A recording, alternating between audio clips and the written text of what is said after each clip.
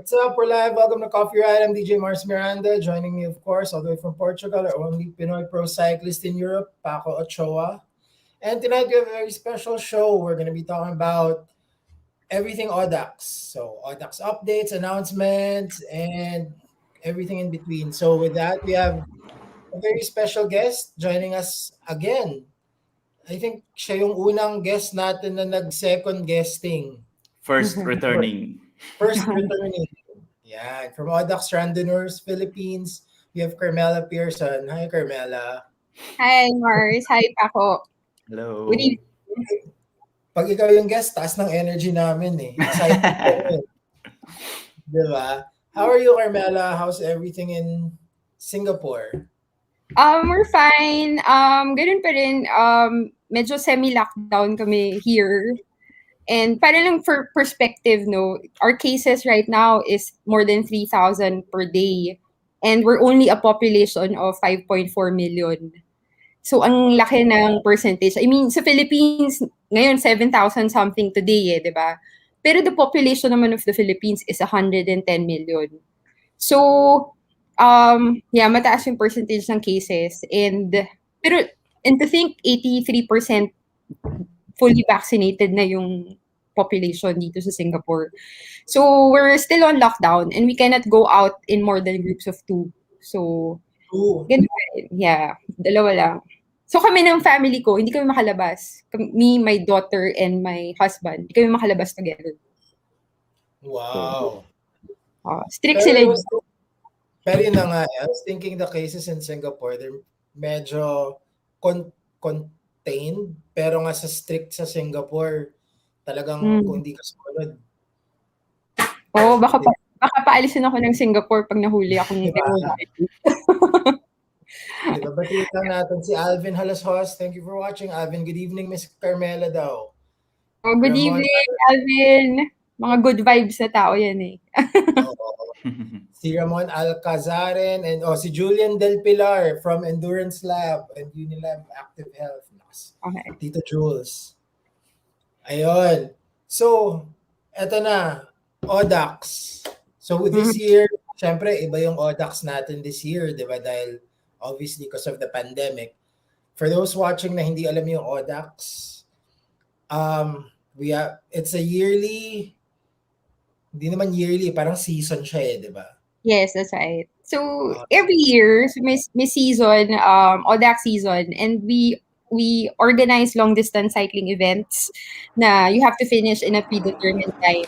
So, the shortest distance is 200 kilometers. So, in the Philippines, we do 200, 300, 400, and 600 kilometer rides.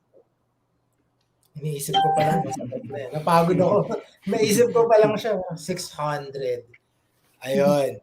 Tapos, if you finish all the 2, 3, 4, and 600 kilometer rides, you qualify for the Paris Brest Paris. That's right. So yung Paris Brest Paris only happens every 4 years, and it's a 1,200 kilometer ride that you need to finish in 90 hours. So it only happens every 4 years. But we do the Audax in the Philippines every year kasi there are a lot of people who wants to, like, let's say, qualify for other rides aside from PBP, from Paris Brest Paris, like London, Edinburgh, London. So there are a lot of 1,200 kilometer rides all over the world that only happens every 4 years. There's also a version in Hokkaido. There's also a version in Australia called Perth, Albany, Perth. So, because of that, kailangan tuloy-tuloy yung Audax rides in a country that's been sanctioned by, of course, Paris. Solid. Ito na, Sir Frederick Martin Ilagan, watching the show tonight. Marco Sadsad. Yung 200 kilometer may 10% VAT. Ganyan talaga. May pasobra. Talaga siya. Joseph David, I Love My Wife Cycling Club, who actually did the Audax this year. Congratulations. Yes.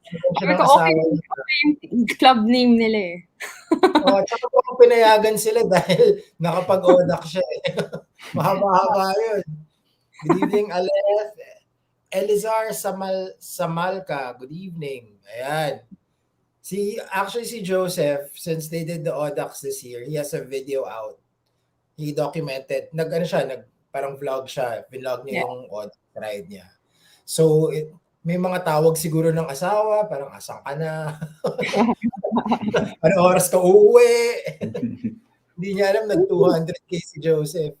Yun yung gusto ko dito sa alam mo, sa Philippines lang actually yung nakita ko yung support ng family sa cyclist. Kasi I've been doing the Audax in Singapore since 2010, and hindi mo makikita yung support ng wives or ng family katulad ng how I see it in the Philippines. Kasi sa Philippines, on our actual rides, the families wait for their, partners and husbands, kids waiting for their dads to finish. So for me, it has become a family event, and I like the fact that the wives are supporting the husband, and these husbands, they keep coming back for the rides. And pre-pandemic, because we were introducing a lot of new locations like Baler, so dinadala nila yung buong families nila to do the Audax with them. So it's become a family parang endeavor for them to do the Audax while the kids and the wives are waiting. So, yun yung never kong nakita in any country actually. Oo, never ko nakita. So, nakakatuwa na very unique yung Audax community sa Philippines. Ayan, sabi ni Joseph, 1 week walang kibuan. Ayan, para maka-Audax lang, hindi siya pinansin ng 1 week. Tapos, tinanong niya si Xavier Geronimo, kinakausap ka na ba ng asawa mo? Sagot ni Xavier, oo, binigay ko na yung kinsenas kong sweldo, approve naman agad. Ayun. What we go through to do an Audax ride, di ba? Paalam ka ng, pakabait ka ng 1 month, para payagan ka mag-ride ng matagal. Tapos, after the ride, syempre, may konting padulas. Ayan, tama, sabi rin ni Marcos at Sad, dito sa Pinas, nagiging vacation weekend ang Audax rides. I guess that's why we all look forward to it, di ba? Parang, it's a production, di ba? Parang production siya na paplano kayo ng mga group mo, tapos pag naplano nyo na yung ride nyo, paplanuhin nyo naman yung gagawin ng the rest of the family. Di ba? Tapos yun, road trip and all the other activities that you do before and after, 'di ba? So kaya nakaka-miss yung Audax. So yun, bago na. Sorry.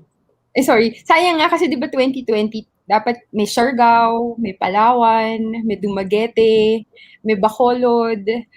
So lahat yun biglang na-scrap dahil sa pandemic. Pero nandyan lang naman yung mga ruta na yan eh. Nandyan lang naman din yung local support ng cyclists. So, and sabi ko nga sa mga tao, let's just wait and, hang in there. Because dadating naman at dadating yung time na we will be ready, So kung ganun yung mga location, no, yung mga rides, parang pwede mo na siya gawing destiny, parang even if you live in Manila or Zambales. Pag nalaman mo, uy, Audax, Palawan, excuse magbakasyon. Alam mo yun, yung excuse ka na agad eh, di ba? Para mag-travel, That's right. That's right. And nakita namin kasi for the past few years, nakita namin on how the Audax kumbaga, yung na-advocate niya yung cyclotourism. So, I mean, di ba when we do the triathlons in the Philippines, yung Cebu or yung Ironman, di ba, the amount of revenue that goes into the city for cyclotourism, napupuno yung mga hotel, napupuno yung mga, so restaurants. So, the Audax kasi for the past few years, napansin din namin, nagkakaroon ng little economic activity, even in the smallest towns. Like all of a sudden, before Audax, hindi naman natin alam ang Masinloc eh. Diba? I mean, narinig nyo na ba yung Masinloc before the Audax? Even yung Dasol sa Pangasinan. I mean, so these small towns, biglang nag-generate ng economic activity. So can you just imagine, if a cyclist, let's say, ako, dayo akong Manila, I go to, let's say, do the Subic, Masinloc, or the Tarlac route. Biglang, gagastos ako ng mga 100 pesos for my ride. Bibili ako ng tubig, kakain ako sa sari-sari store, sa karinderya. That's generating economic activity for the local communities. And can you imagine if there's like hundreds of cyclists from outside who gives that kind of revenue in the small communities? Nakakatulong tayo kahit papano, lalo na ngayong pandemic. And ang napansin namin, ang dami naming learnings from this Centennial ride. Kasi nga, we had to extend the ride to accommodate the volatility of rules in the country. Kasi maski ako, hindi ko alam na baka next week, pagbawalan na naman lahat ng cyclists dumaan dito sa particular checkpoint. Pero at the same time, the next day, maluwag sila. So, we cannot also blame, kasi may mga naririnig akong cyclists na parang napaka-inconsistent ng rules ng mga LGU, ganyan. I always respond saying, these are unprecedented times. And if the local government wants to be strict about it one day and then lax the next day, we cannot blame them. Tayo na dapat yung mag-adjust as cyclists. We need to be the bigger person, kumbaga, and understand and try to work together. So for this particular Centennial ride, we put a lot of flexibilities na pag naghigpit si checkpoint, hindi ka pinadaan, huwag mo nang pilitin, di ba? So just follow the local protocols and then just go back and then follow the flexibilities that we've established. Kasi hindi natin alam, anytime pwede magbago yung rules eh. Anytime pwedeng mag-call ng lockdown si President Duterte na wala munang lalabas ng mga bahay. So this is the time that we need to show, to be socially responsible cyclists. I don't know, we've never really talked about that prior to the pandemic eh. It's always about, cycling as a hobby, blah, blah, blah. But it can be win-win situation for everybody if we comply and we be the bigger person, kumbaga. And napansin ko itong Centennial ride na to, ang dami talagang cyclists na nag-a-adjust. So, I'm really proud of the community and the people who've been joining. Kasi makikita mo talaga na they really want to do the distance. They really go out of their way to go to Subic or to go to Tarlac. And at the same time, they know for a fact that they can be stopped anytime. And they know how to adjust if ever. So that's what we need to be right now. Hindi tayo pwede mag-impose na kailangan pinapayagan nyo kami or kailangan consistent yung rules nyo, ganyan. So yung nakikita ko ngayon, nagiging socially responsible. Well, yung mga cyclists na sumasali ngayon sa Audax. Kasi may mandate nga si Zambales. I've been in touch with the provincial office ng Zambales. And talagang si Governor Ebdani, sabi niya, wag muna mag-Audax sa Zambales. Which is totally understandable. Kasi nga, kanya-kanya talagang lockdown rules ang provinces eh. But there are local cyclists in Zambales who can do the rides because they're based in Zambales. But so ang sinasabi namin, let's try to understand. Kumbaga tayo na yung let's be the bigger person and adjust to what's happening to the government. Let's contribute, but at the same time, still continue with our sport. Kasi hindi mo pag-biking ng mga tao eh. Totoo yan. Ito pa, before we get into it, let's get this out of the way. Nikki the Zwifter, question. Good evening po, Coffee Ride. Allowed po ba ang virtual ride sa Audax? Right now, for this particular Centennial ride, no. I'm sorry, hindi siya. It won't be counted as an official Audax ride. But remember last year, we did a few virtual brevets. We never called it a virtual Audax kasi for us, Audax is supposed to be done on the open roads. So, in virtual, medyo medyo old school pa rin si Audax when it comes to, you're talking about a ride that's been around since 1891 and originated in France, in Paris. And even I tried to ask, the people from France, will you allow virtual rides? And they said no. Kasi it's like, will you allow a virtual PBP, a Paris-West Paris? Pero let's somehow respect naman muna the sanctity daw of the Audax is supposed to be done on the open roads. Yun ang response nila sa akin. Hindi sa akin ang galing yun. Pero I guess may point din naman kasi wala yung external factors yung, 'di ba? The weather, the mechanical issues, 'di ba? Yung mga tsaka parang Kasi madaling dayain yung indoor. parang I hindi mean, ko masaya. actually, maski naman ngayon, yung format ng Centennial Ride, you can easily cheat eh. I mean, what if ipasa mo yung cyclo-computer mo to somebody, di ba? Magpapahinga muna ako sa kotse, pasa ko sa'yo yung Green cyclo-computer, Day. di Oo ba? nga. May mga, pwedeng ganun eh. So, pero, sinong dinadaya mo? Diba? Sinong dinadaya mo? They just want to look good in social media. Gusto mo lang pakita sa Strava mo na naka 200 ka. Parang, it's very empty. So, ako, I've done a lot of cycling events na nag-DNF ako.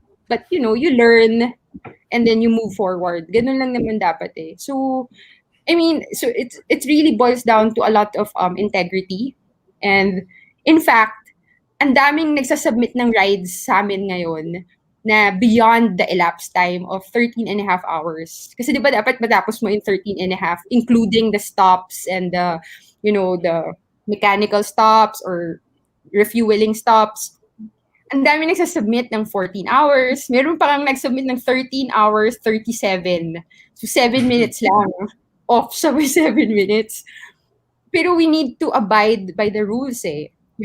So, if pinagbigyan ko yan, kailangan ko ng pagbigyan yung mga susunod. And it doesn't, kumbaga, I'm not doing you any good kung pagbibigyan ka namin. Kasi we're setting you up for success. Yun yung sinasabi ko sa staff ko. Pag may kailangan kayong sabihan na hindi namin i-accept yung elapsed time mo, we need to be honest na, this is how we've been doing the rides. This is the rules of the ride. It's been established from the very beginning. We cannot bend the rules. Ang lenient na nga niya, di ba, to begin with. And minsan may mga lalapit pa sa akin, in pre-pandemic may lalapit pa sa akin na 5 minutes na lang, 3 minutes, ganyan. Alam nila na we really don't allow because we want to keep the integrity of the rides. So yun. Medyo heartbreaking.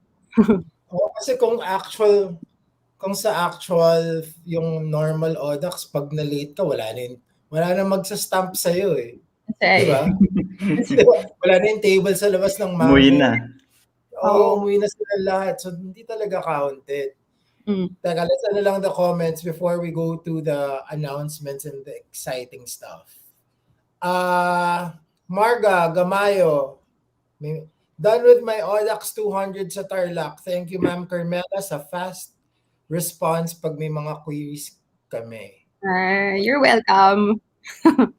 In fact, we really value the feedback as in yung mga constructive na yung mga tanong talaga na matino and we really value that and we try to entertain as much as we can kasi that means that they're really interested and they have questions and so we try to respond talaga. Ito from JX Terra. Hi, Miss Carmela from Baguio Bike Freaks. Audax Spooky yan. Lalo na pag may ahon. Nakakamiss yung voice mo pag pinakawalan mo ng mga riders. Saying na enjoy the ride, this is not a race, no cheating. Ayun. Actually, oo nga. Nakakamiss yung mga ilaw na nagbiblink, madilim pa. Iba talaga. Nakakamiss. Ayan, may isa pa eh. Ito medyo, nasaan yung question na yun? Sorry, nawala ko siya. Someone was, ayan, galing mo pa ako, naisip mo yung tatanungin ko. Pwede po ba any route na lang basta ma-complete yung 200 kilometers within the given time? For the Centennial Ride, we only allow the routes that we pre-approved. So there's a list of routes that we've identified. And in case hindi pwedeng tumuloy, there's the flexibilities allowed. Like you roads or you don't need to start at the real start of the ride, So maraming flexibilities na we put in place. So marami nagtatanong sa akin, bakit yun lang? Ba't yung mga routes lang na yun? Kasi we want to give back to the communities that have allowed us to do these rides in the past. I mean, ang maganda kasi yung Audax kasi hindi naman kami it's not for profit eh. So it's a non-profit organization where we just want to be sustainable so that we're around for a long time. And if gusto talaga namin na parang free for all, na just do your own 200-kilometer ride and then, we'll accredit it. It doesn't work that way. So there has to be, we want to give back to the communities and provinces that have allowed us to do the rides before, because we know if the cyclists can start, going there, doing their rides, they will also they will also parang help the local communities generate revenue for those communities. Yun. So sorry, Aleph. Sana may Audax sa MOA. So I guess May nag-Audax na sa MOA actually. Nag-200. Oo, Nakakabaliw yun ah. nakakahilo yun. Isipin mo, MOA lang makikita mo for 200 kilometers. Tapos may isa nag-Audax sa Rotonda lang. Di ba?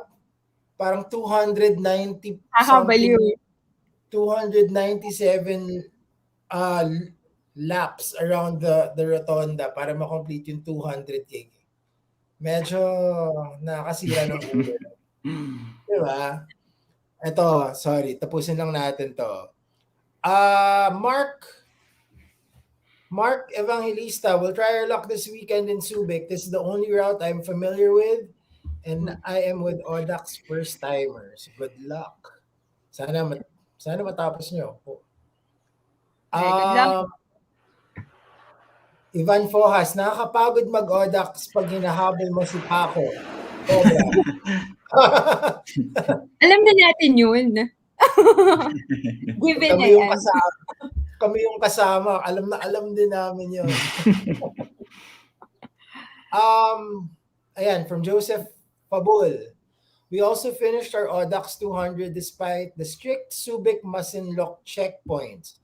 Thank you, Carmela, for accepting our revised flexibility route from Subic. Yun. So flexible talaga siya. Yeah, that was the day. Yeah. In fact, one of the flexibilities that Mr. Fabu just mentioned, yun nga, pag pinigilan ka sa checkpoint, you just respect the rules of the province and then you just go back and do the 200. The fact that you were there, you made an effort to be there for the to do the pre-approved routes. We already appreciate that. Kasi, these people, most of them, they stay in hotels in that particular area. And that will help the community, and these, the hotels in Subic, they're very good in implementing the safety protocols. And it's just that we just wanted, yung ginawa nila, yung group ni Mr. Fabul, yun nga, may day na talaga, I think it was a Sunday, mas strict sila sa Sundays eh. Yun yung napansin namin for the past few weekends. Pina-turn around sila early on in the ride. I think it was just in Subic town na hindi sila inallowed to enter. And hindi lang yung group nila yung ganun, may iba ring groups na nag-report nun. So one of the flexibilities that we invoke is, and then just go back and then try to do it in the, in the roads that would allow you to cycle and finish 200. And some of them, they cycled back to Clark, Some of them, they went to the route of Subic Bataan that day. So, lumalabas din yung pagiging resourceful and creative ng mga cyclists without having to violate any rules set by the province. So for us, that's what we've learned recently, that we can coexist. Long distance cycling can coexist with the current provincial, rules. And I would like to emphasize the importance that let's be the bigger person, and wag din natin awayin yung mga people in the checkpoints. Wag din tayo masyado magmalaki, that I'm not doing anything, I'm dadaan nga lang ako, ganyan. So the thing is, we need to be more flexible. We cannot ask people to bend the rules, just for us, and let's just be the bigger person. And yeah, a lot of people did that particular Sunday. I think it was second or third weekend when we started, naging strict sila. So Carmela, curious lang ako. Let's say I started the ride, and then somewhere around the 50-kilometer mark, I get to a checkpoint and I'm not allowed through. If I do it on another day, do I have to start from from the start, or Yeah. do I start from the 50? And you start from zero again. Kasi No, uulitin mo yung time you elapsed. don't Kailangan need to. siya. That's right. You don't necessarily have to stop to where you were stopped before. So the flexibility, I think naman the flexibilities we stated, they're pretty straightforward. It's not too complicated. Parang first rule of thumb, try to do the pre-approved route. If you're not allowed to do so, invoke the flexibilities. It's that simple. So so we've been very very accommodating to that, and the fact that you're there, you're already helping the communities a lot, and these communities have always been there for the Audax for the past more than 10 years. So thank you. Ayan, ayan, Anthony Homer, I met Miss Carmela during Taiwan KOM 2019. Walang-wala kay Carmela yung mga KOM, Taiwan KOM. Pinahirapan ako niyan. Nahirapan ka niyan. Pinahirapan ako niyan. Pero ito, from a few people, congrats Anthony Homer Cycling. Anong meron? Bakit may congratulations kay Anthony Homer? So, congratulations na rin siya. Congrats. Parang nanalo ata siya ng isang race sa Taiwan. Oh, okay. Congrats. Okay. Ayun, at least alam na natin bakit natin siya congratulate. Congratulations, Anthony Homer. Ito na. So as we announced during the post, when we released the poster, meron tayong mga updates, announcements, and more information about the Audax. So first, we were talking about this earlier before we went live. Participation for this year's Audax. How many were you expecting? How many actually registered? Ganyan. Okay. So this centennial ride, so it's a 100-year celebration of the 200-kilometer Audax, and this has been we've been planning for this for 2 years na, since 2019, kasi it's going to be a global event. So pre-pandemic, we were very hopeful, and we were even thinking na parang magsasabay kami ng 200, 300, 400 on that weekend. And it will be like a really big celebration all over the world. But because of the pandemic, biglang namatay yung kami last year. Parang sobrang lungkot kami. All of the country heads, we were having meetings, and it's always bad news na parang, we can't do it in our country, ganyan. So in the Philippines, medyo nagsusurge din yung cases when we started, diba? The Delta variant was there. It's a big component why we have to, think about scaling down. And in fact, when Paris asked me earlier this year, how many yung participants mo in the Philippines, I was saying, swerte na kung maka 100. And in fact, namomroblema pa ako kasi I ordered 100 medals only. The token that you see, maliit na yan. Lahat yan kasi galing kung ako lang masusunod, I would like to build my own, medals and make it bigger. But all of the medals that we give out in the Audax are all coming from France. And sabi ko, maybe 100 at most, for the Philippines. And so when we opened the registration, we didn't expect that the response will be quite overwhelming. And we closed the registration at 1,300 participants.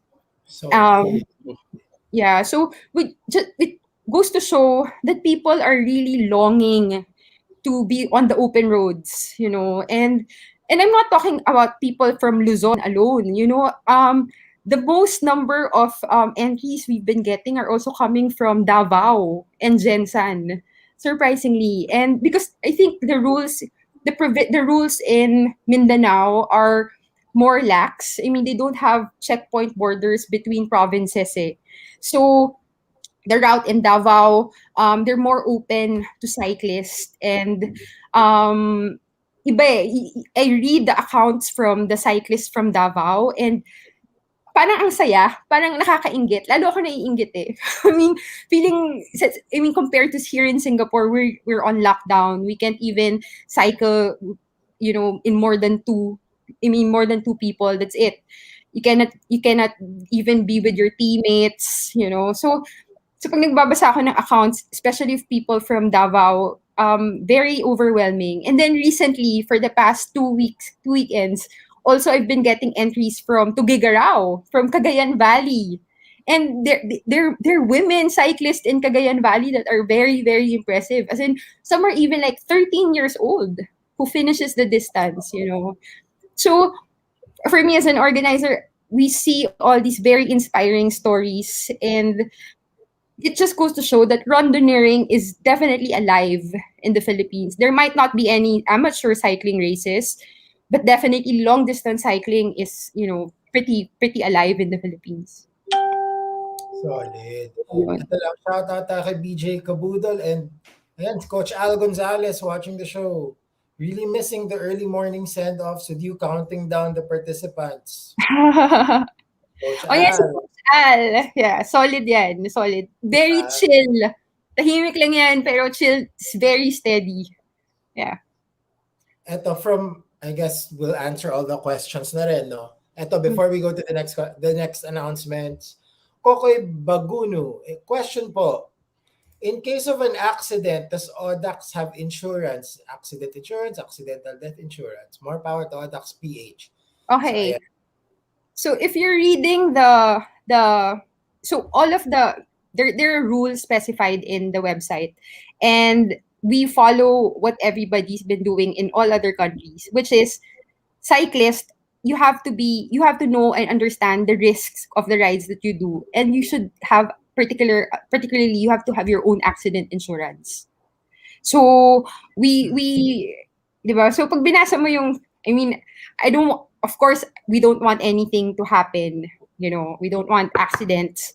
But we're talking about the open roads, you know, and part of the Audax mandate is we never ask for road closure. So that's why we never really had to, you know, we never had to tell everybody na parang oh sarado yung roads, you're safe, you know. We don't give those kinds of expectations. We need to manage our expectations. That's why the rules are pretty clear naman in the website or in the waiver. When you register, you read the waiver form. It pretty much tells you you have to be responsible, you have to be self-sufficient, you cannot rely. I mean, that's always been how an Audax ride is, even in other countries, even racing long distances. I mean, let's say when we did Race Across America 4 years ago, there are no marshals, you're on the open road. We know the risk of doing such distances on the open road, and that's part of the thing that you have to accept as part of the risk that you take. So because I know that, I make sure that I have insurance, life, accident on my own, 'di ba? Kasi I mean, for me that's if kaya mong bumili ng mamahaling bike, dapat meron ka ring insurance. so so to answer your question straight out, we don't cover that. And we've Ano? been very, very straightforward about that. O kasi unsupported ride nga siya, Yes. meaning It's ikaw talaga. unmarshaled, it's unsupported. You do it on the open roads. We don't expect people to, we don't expect people to, be marshaled. Walang marshals. We give the route ahead of time, 'di ba? So people need to self-navigate on their own. They need to learn how to fix a puncture. Pag na-flatan ka ng gulong, kumbaga parang ang lakas ng loob mo mag-bike ng 200, hindi ka marunong magpalit ng gulong, 'di ba? So parang may disconnect din. But Kung tubig nga wala, insurance. oh, 'di ba? So sports nutrition, you need to be ready for all Oo. these things. So yun yung parang pina-practice namin in the Audax. But there was a time, I don't know if you noticed in Baler, Mars, 'di ba you were there, but we had somebody have a stall to explain insurance. Kasi you need that eh. Hindi pwedeng banat lang ng banat. Oo.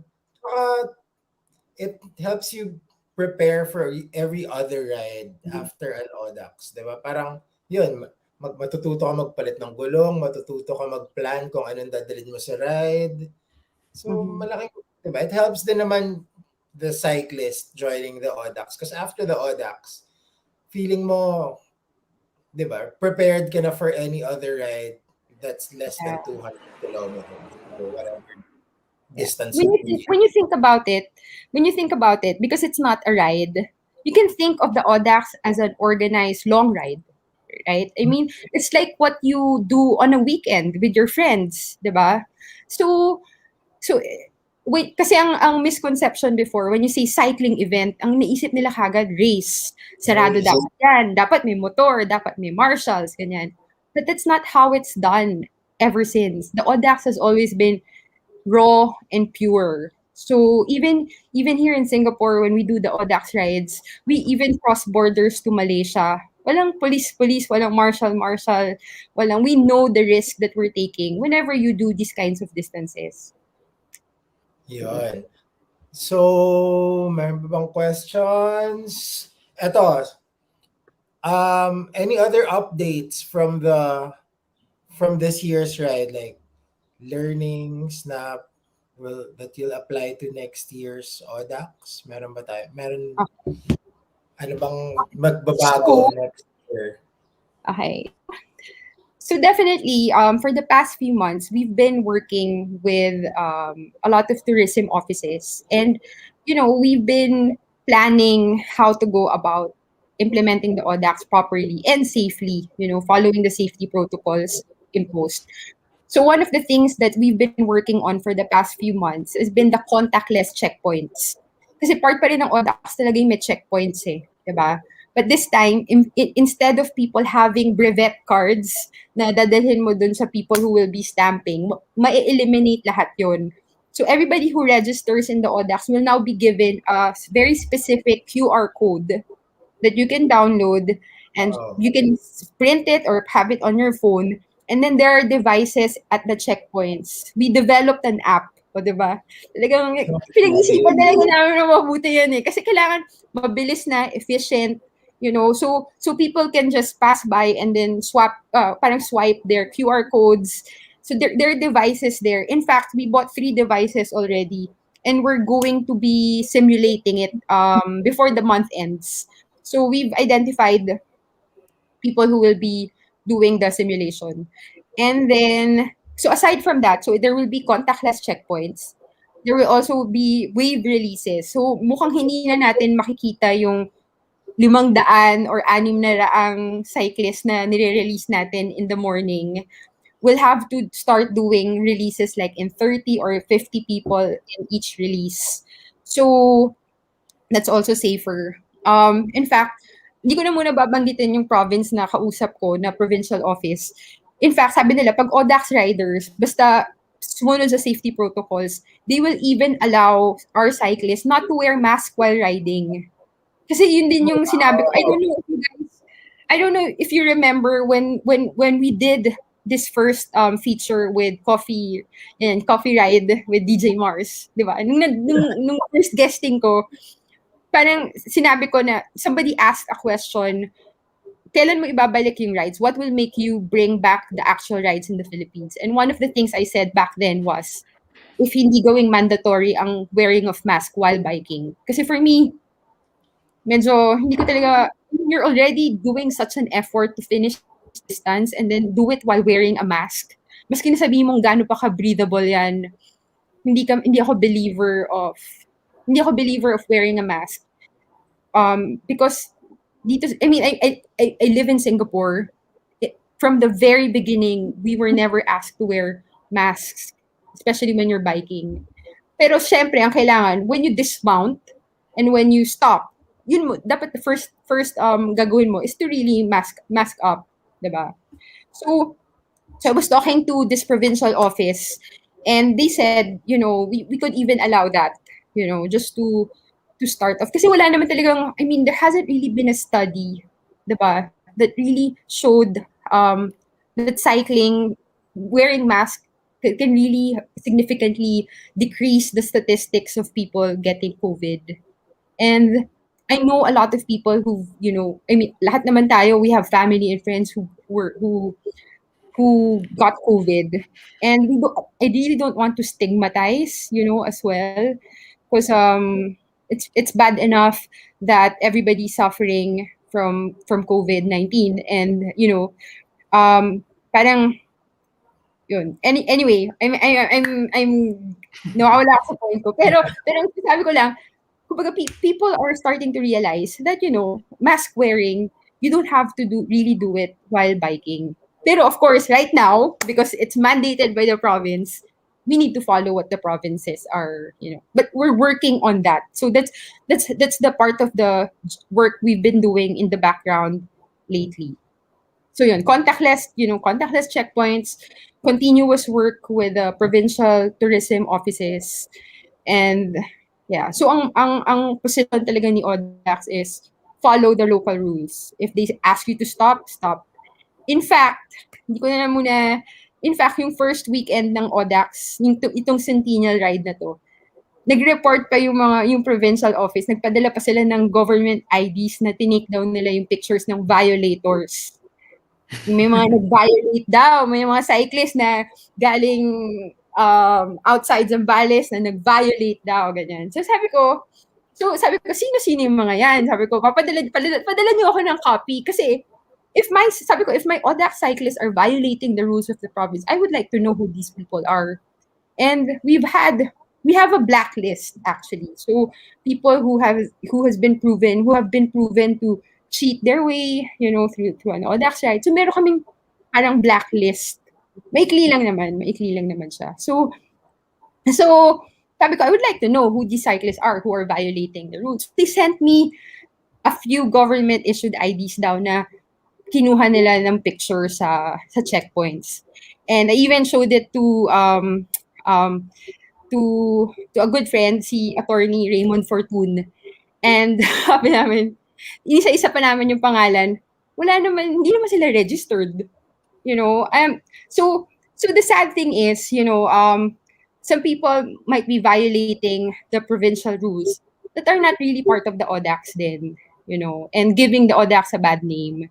So in that sense, sabi ko, my cyclists, they know the rules. I've been reminding everybody, follow the local rules. If,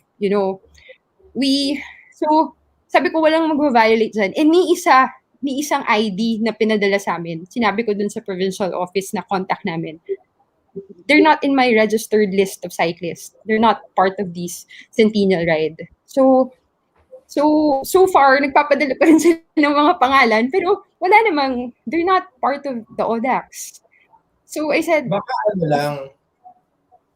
ginagamit lang nila yung Audax para makalusot siya. Para makalusot sila. Parang Audax kami. Diba?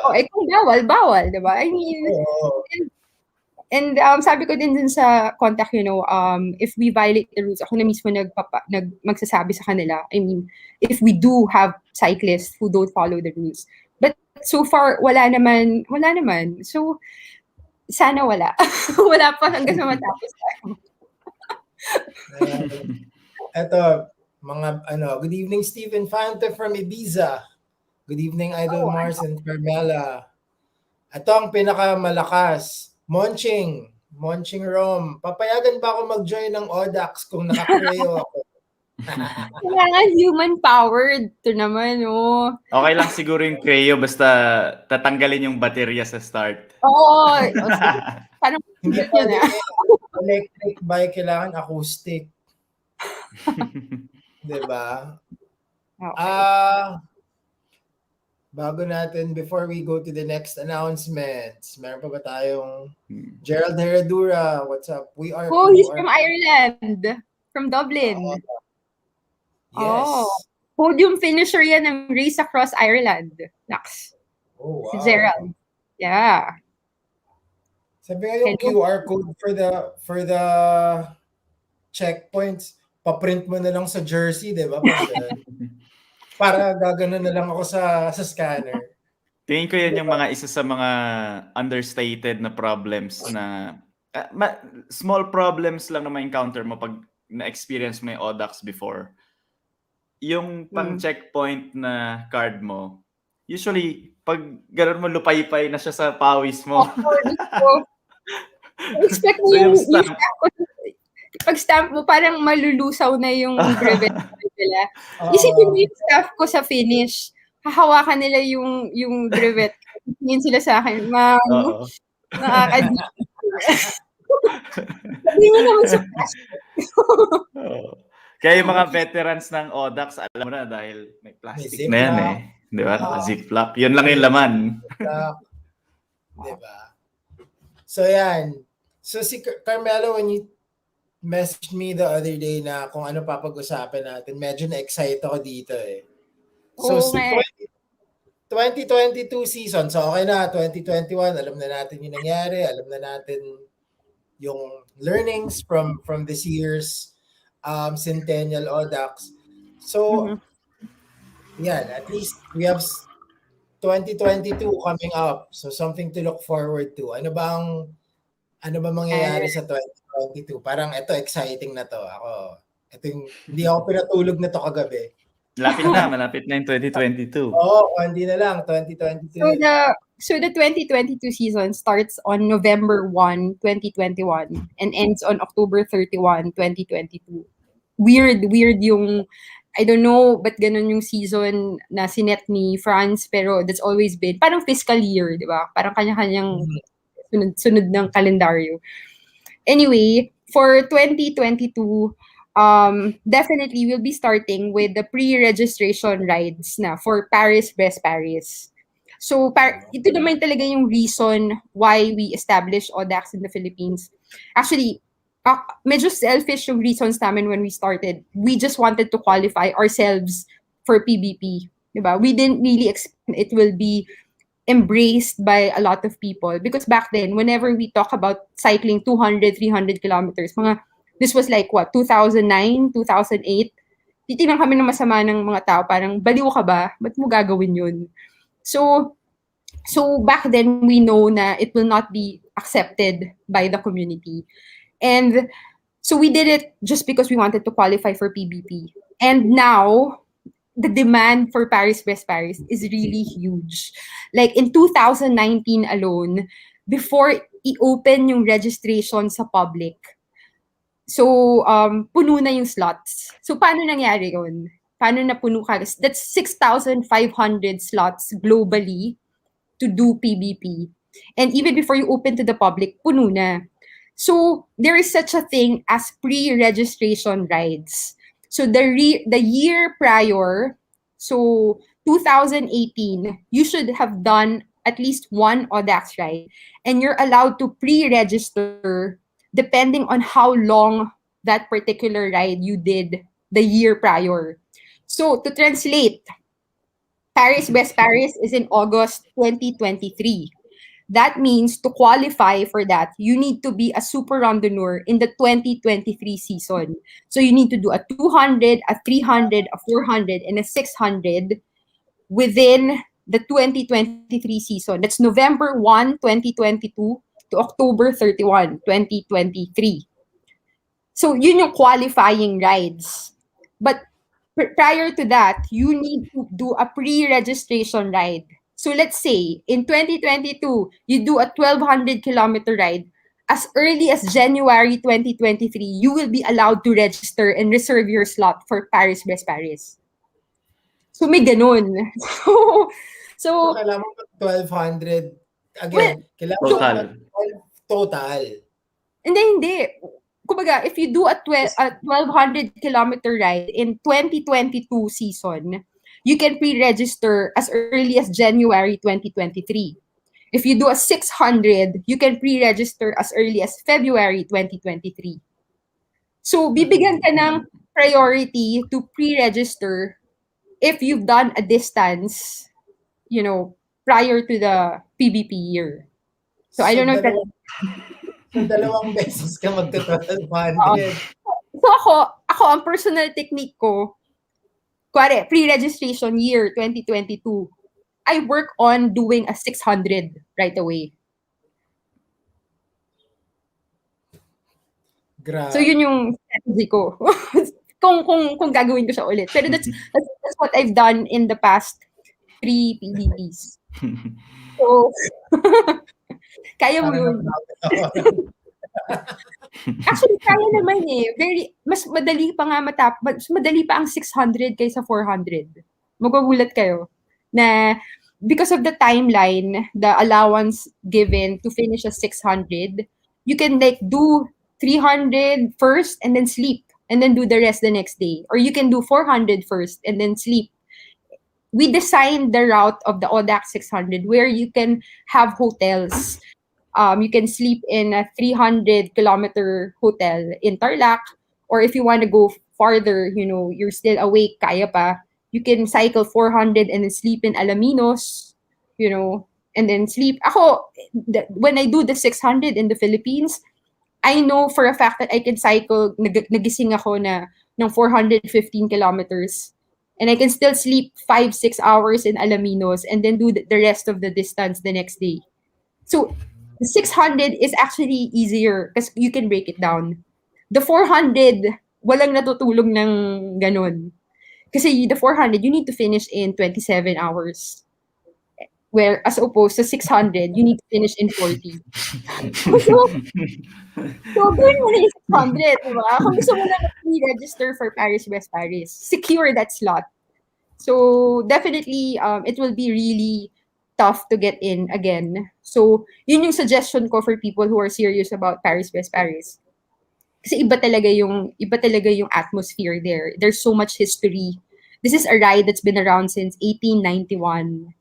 And this is the only ride na feeling ko as an amateur cyclist, as a recreational cyclist, this is as much history I can get from this very sport that we all love. Yun.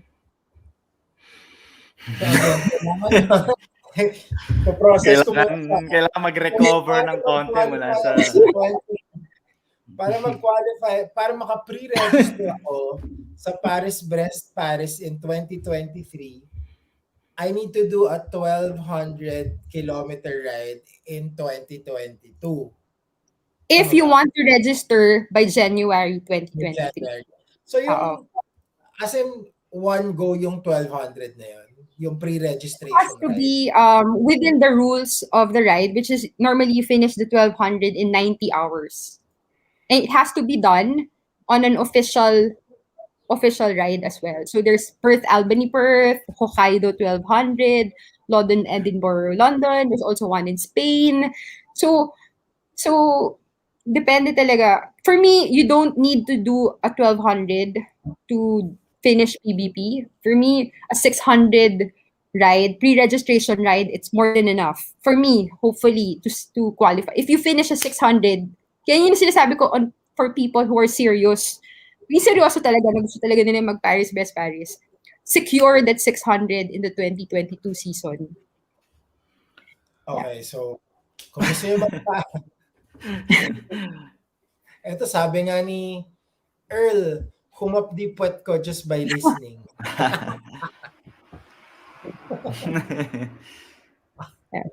And sabi ni Boss Monching, yes, that's true. Easier ang 600 kilometers than 400 kilometers. Although, maski 100 kilometers, di ko pa nagagawa. Ayos. So, yan. So, that's the first announcement. The pre-registration rides for PBP. Mm-hmm. Meron ano pang next announcement? Okay. So this year, we did the 200 Centennial ride, celebrating 200 years of the 200-kilometer Audax ride. Pero yung 300. So, merong ding Centennial ride, ang 300. And it will happen in June 2022. Yes. So, I'm hopefully in June, nag-settle down na si Philippines. We can resume our rides. Maski na maliit lang. I mean, I'm not hoping for big rides anymore, like 500, 600 participants. Basta, so we're working on that. Definitely June 2022. So the centennial of the 300, it happened on June 11, 1922.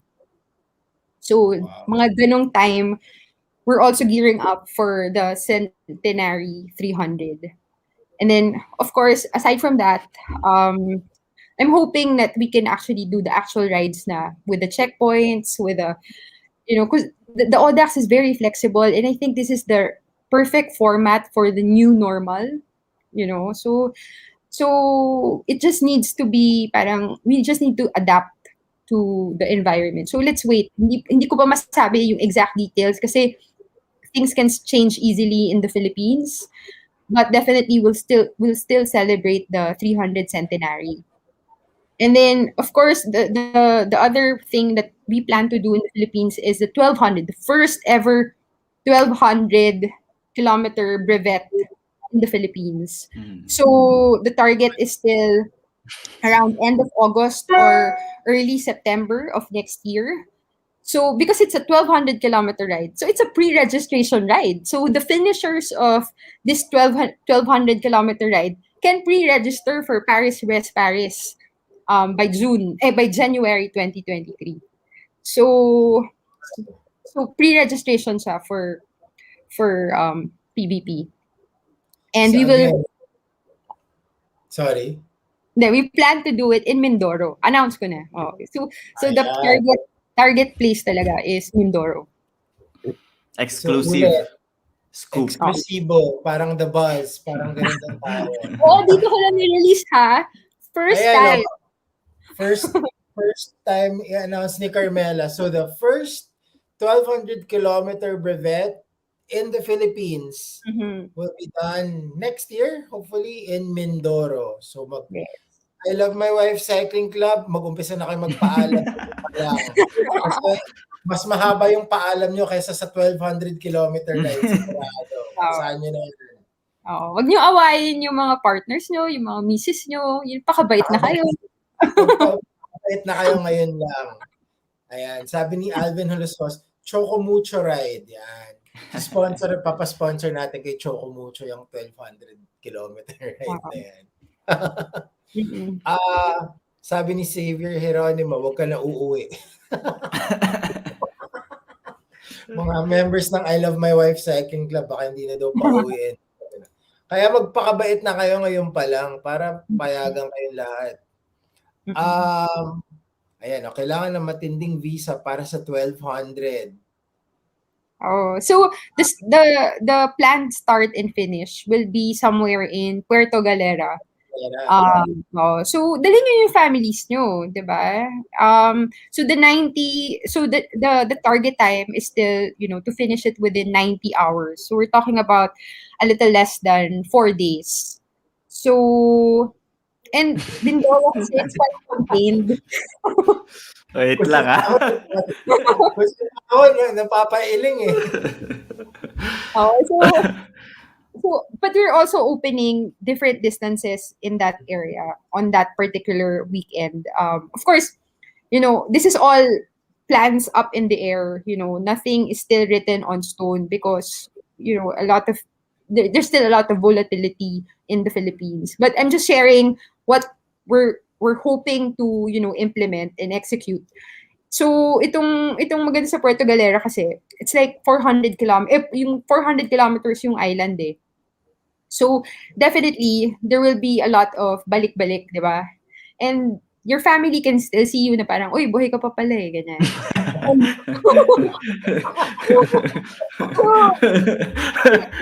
Okay, so one of the things that we're developing on the IT on in the background is we want, I'm also a wife, I have a husband who cycles. And whenever he goes out, I know din yung worry ng family, 'di ba? So one of the things that we've developed, yung sinabi ko kanina, contactless QR swiping of QR code.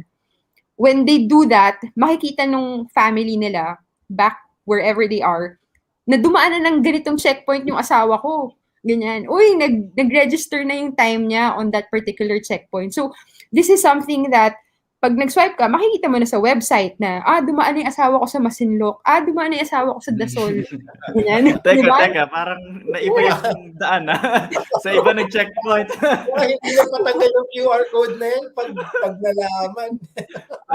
So yung QR code, so we want to track na ganyan. And hopefully real time nga.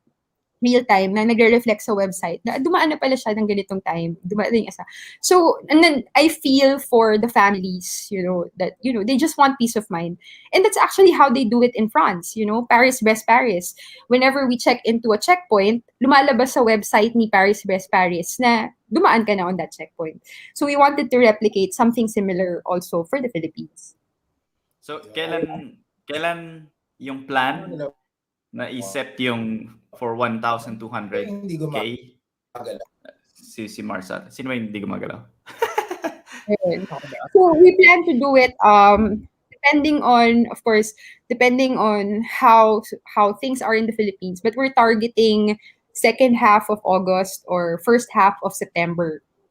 Kasi ang problema kasi with Mindoro, pag may bagyo season or pag may bagyo, nakakancel lahat ng ferry rides eh. So kailangan talaga i-check yung weather or so may ganung factor si Mindoro. Pero Mindoro is very underrated, and I really think and it's easy to contain. People will just be going around that 400-kilometer loop.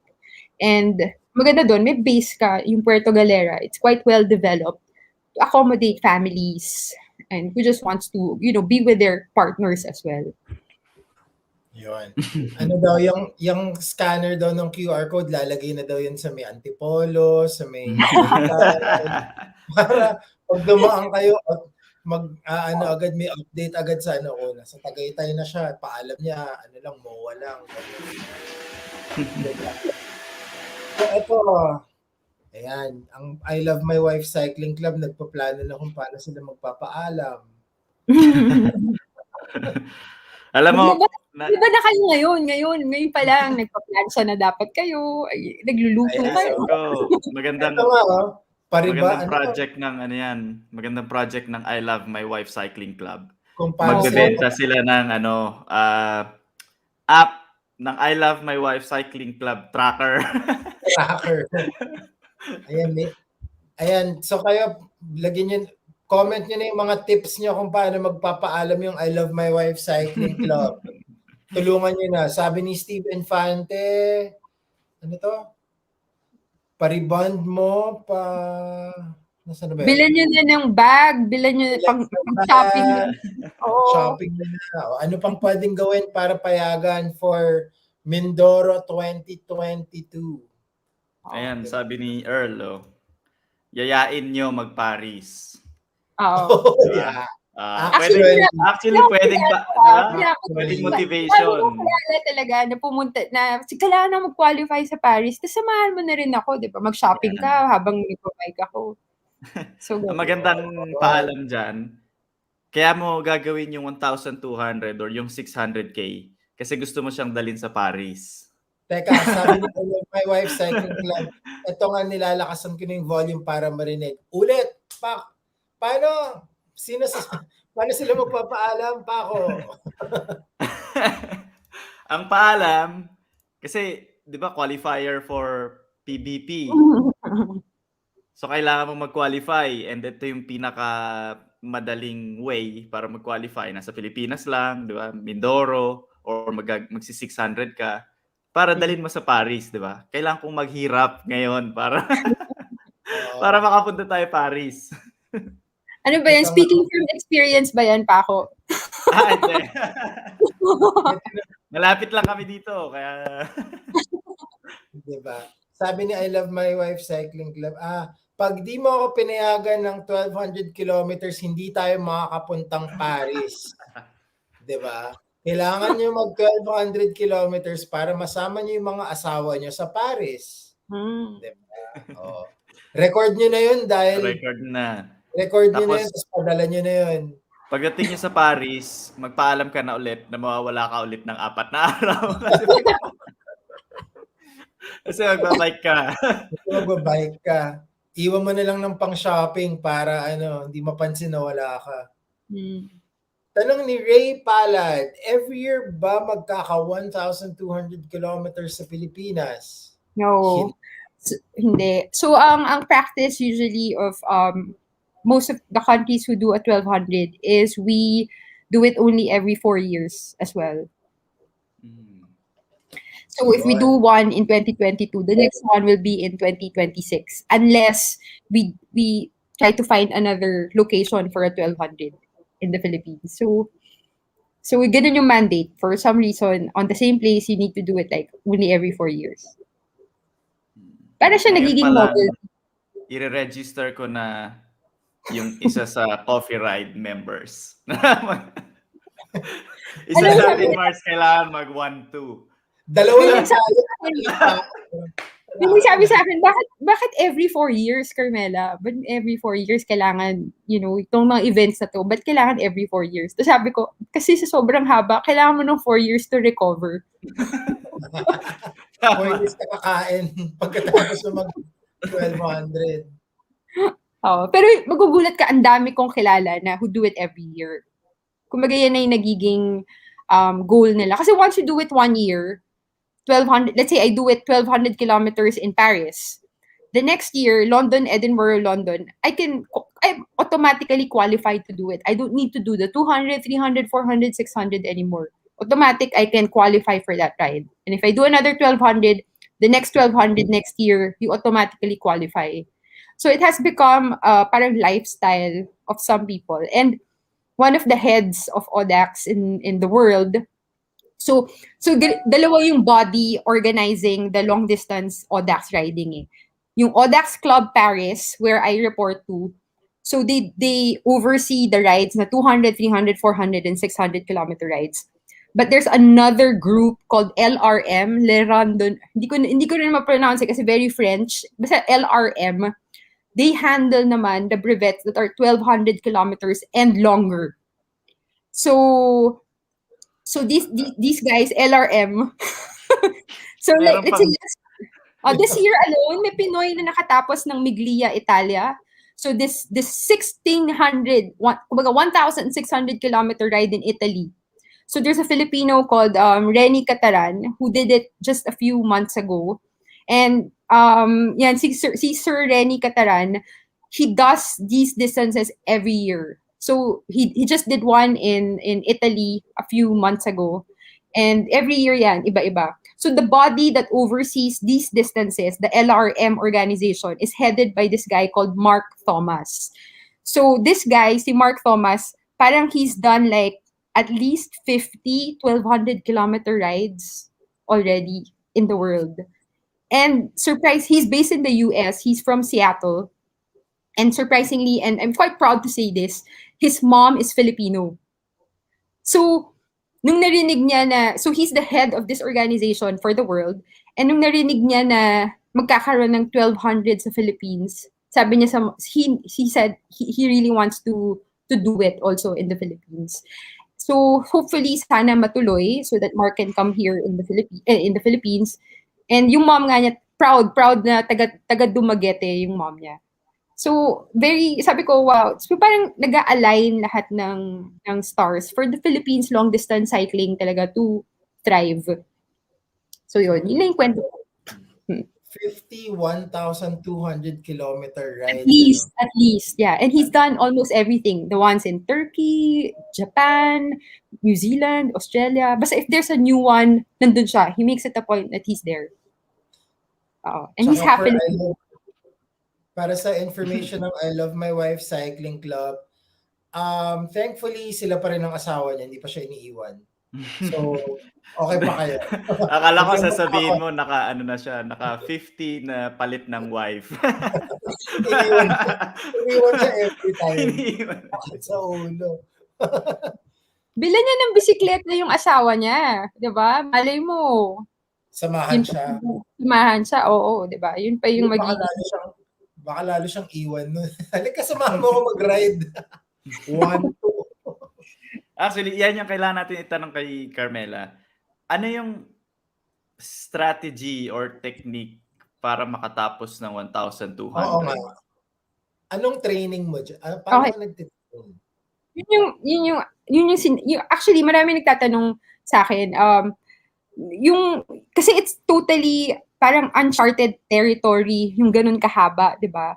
So, ang sinasabi ko parati, you have to be conservative and you have to be more parang wiser when it comes to these distances. Kasi maski matulin ka, maski mabilis ka, baliwala yung bilis mo once fatigue sets in eh. Kasi it's a totally different monster.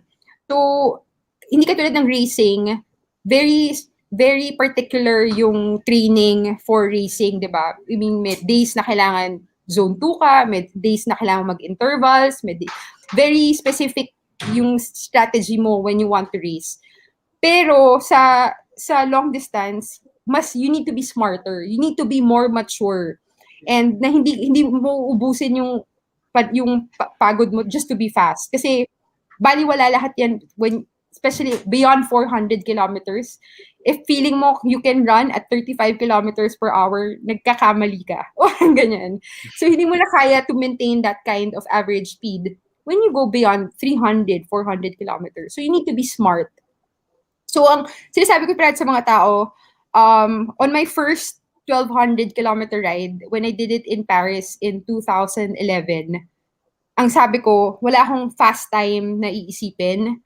I just want to finish within the cutoff, 90 hours. If that means I need to rest more, I will rest more. If I need to sleep more, hindi ko titingnan yung average speed ko. I will go by feel. If I feel like sleeping, I'll go sleep. Hindi ko pipilitin na, basta you need to be smarter. Sabi ko, hindi ko pipilitin na I want to be fast, I want to finish in sub 70 hours. Uncharted territory nga yung 1,200 kilometer distance eh. So, nung time na yon, 2011, my goal was just to finish within 90 hours and rest as much as I can to finish. So, that year, I finished siguro 89 hours, 20, mga ganun time ko. So, pretty close to the cutoff, diba? But I finished and I was so happy na tinapos ko siya. In 2015, now that I know, I learned from my 2011 experience, sabi ko, okay, let me now try to do it sub 84. So, I registered in the 84-hour category naman. So you can now set goals na parang you can achieve. Kasi hindi na siya uncharted territory. Kumbaga, nabinyagan na ako eh. I've done the 1,200 in 2011.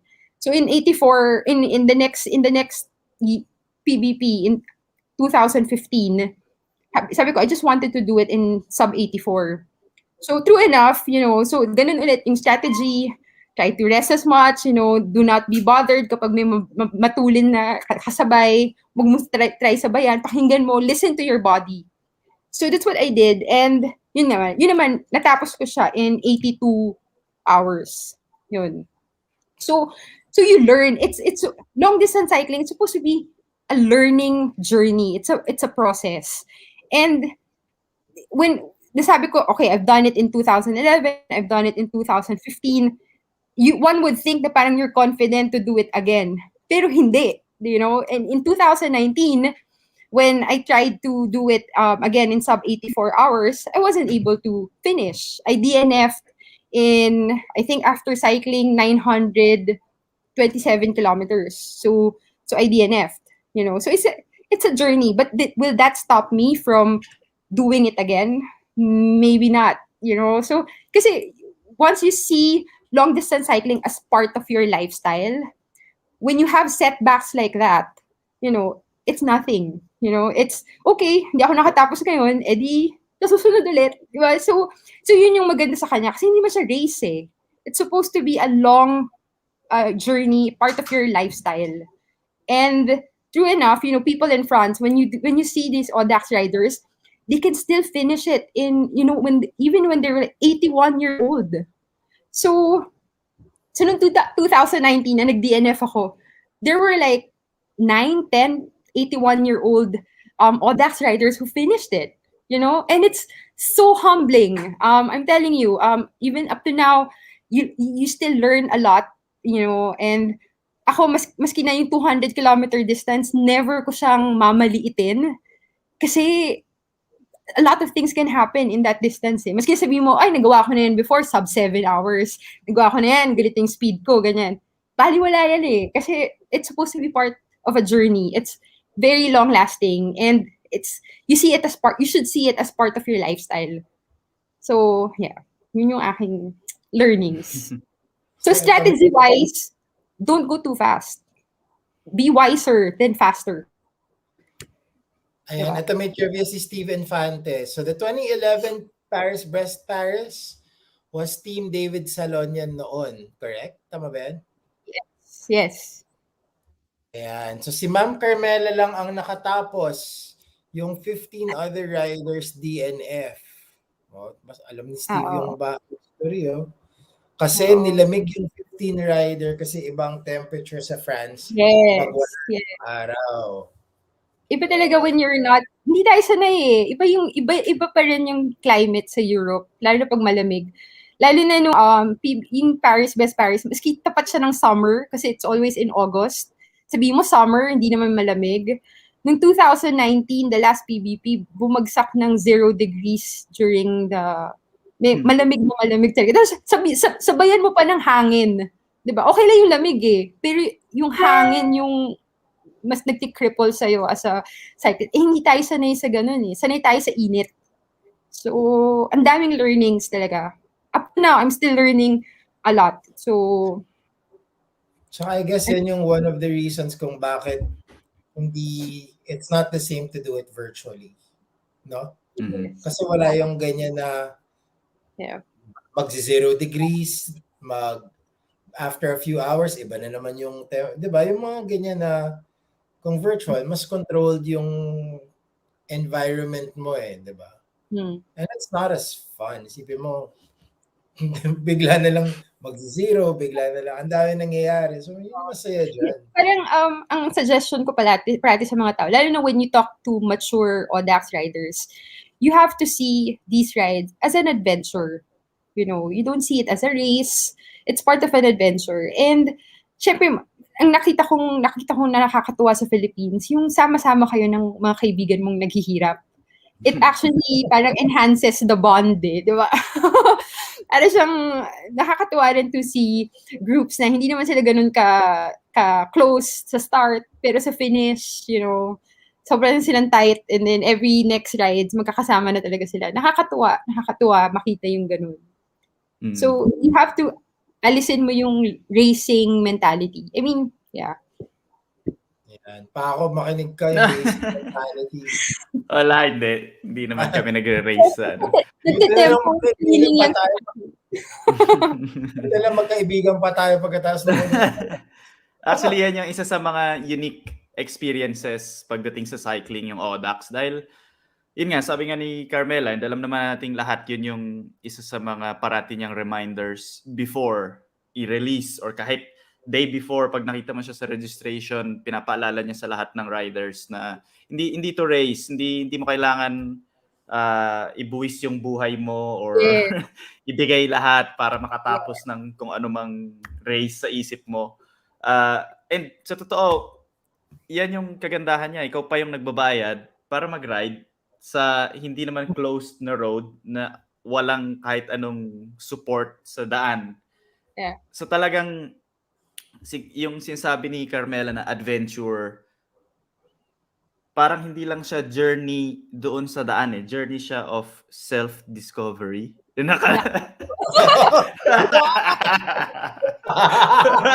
ba?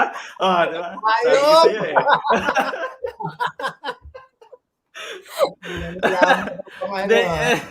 Ang ibig kong sabihin, syempre medyo cheesy pakinggan, self-discovery. Parang ano ba yun, di ba? Pero aabot ka sa point, kahit anong ginagawa mo, yung 200, 300, 400, 600, or kung umabot ka man sa 1,200, or kahit normal na long ride na gawin mo, na mag-isa ka, or may kasama kang grupo na yung talagang kasama mo mag-ride, aabot ka isang araw, kahit ako or magtanong ka sa kahit ibang cyclist na experienced, dadating yung day na aabot ka sa point na ki-questionin mo yung sarili mo na parang hindi mo kayang ituloy, di ba? Or nag-iisip ka ng ways to escape yung sitwasyon mo habang nagbabike. And tingin ko, sa Audax, may it be 200, 300, 400, or 600, 1,200, normal yung point na yun eh. Na nandun parate yung parang kahit kaya mong tapusin, kunwari 200 ride, 200k na ride, nasa 150 ka na, alam mong kaya mong tapusin, pero merong something sa pag-iisip mo na parang ayaw mo na. Pero itutuloy mo pa. And pag natapos mo, parang sobrang more than a relief yung feeling dahil alam mong kinaya mo kahit ayaw mo na. 'Di ba? Minsan yung init lang parang lalo sa atin, 'di ba? Yung pag umalis ka ng 4:30, usually mga 10:30, 12 pabalik na yung iba or naka U-turn na, tas biglang lalabas yung araw, mawawala yung hangin, iinit, tapos minsan napuputol yung grupo, mag-isa ka na lang. Parang ano ba 'to, 'di ba? Parang okay, kaya ko naman 60K pa pero parang Yeah. ayaw mo na. So yun yung yun yung masaya na kung ikukumpara mo kung nag-virtual ride ka lang, kahit kailan pwede ka bumaba, 'di ba? Pa-aircon ka Right. or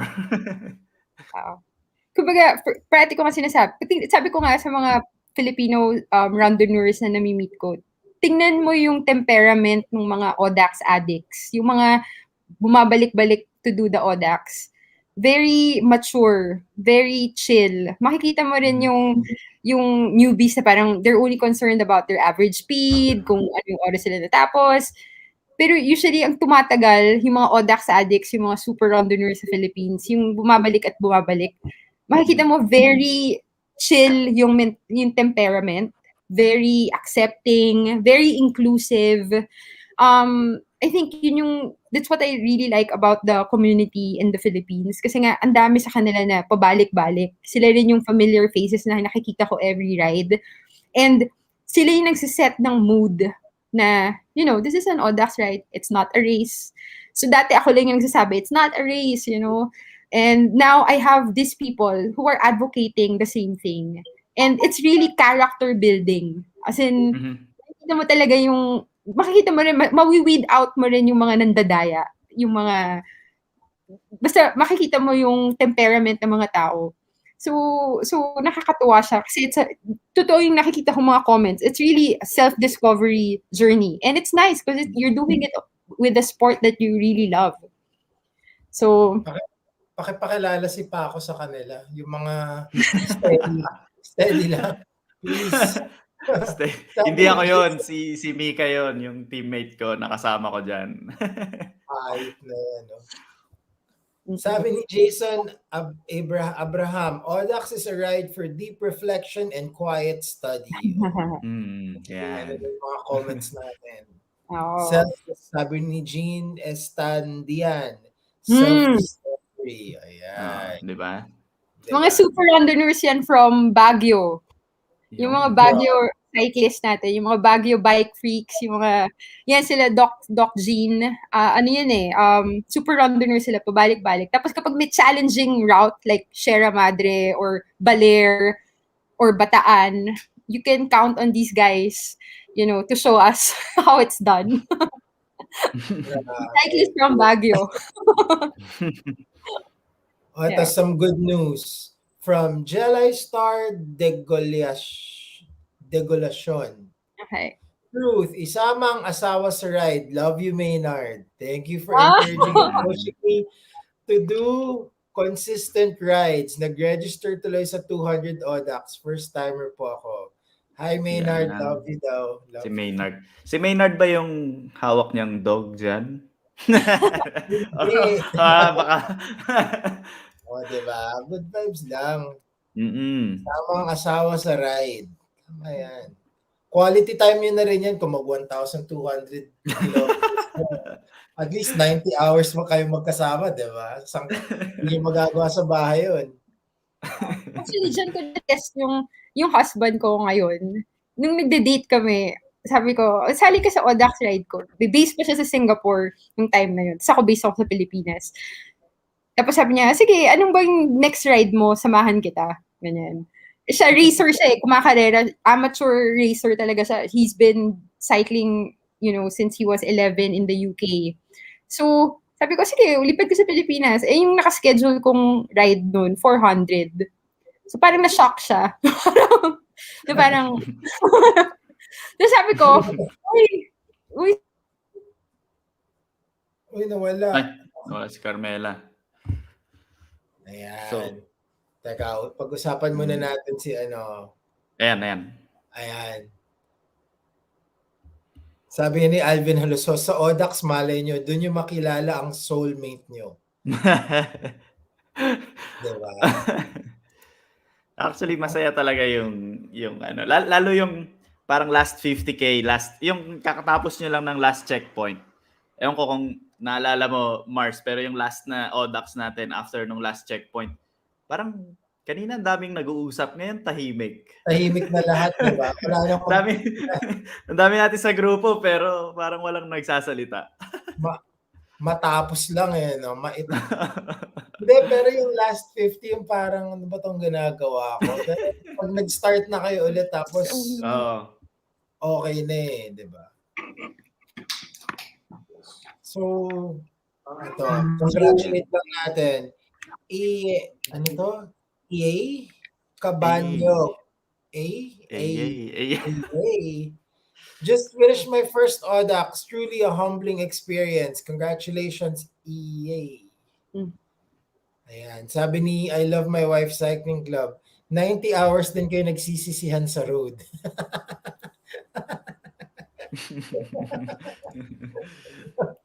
O sige, Carmela, ano yung kwento mo? So, 400 kilometers. Sumama siya, di ba?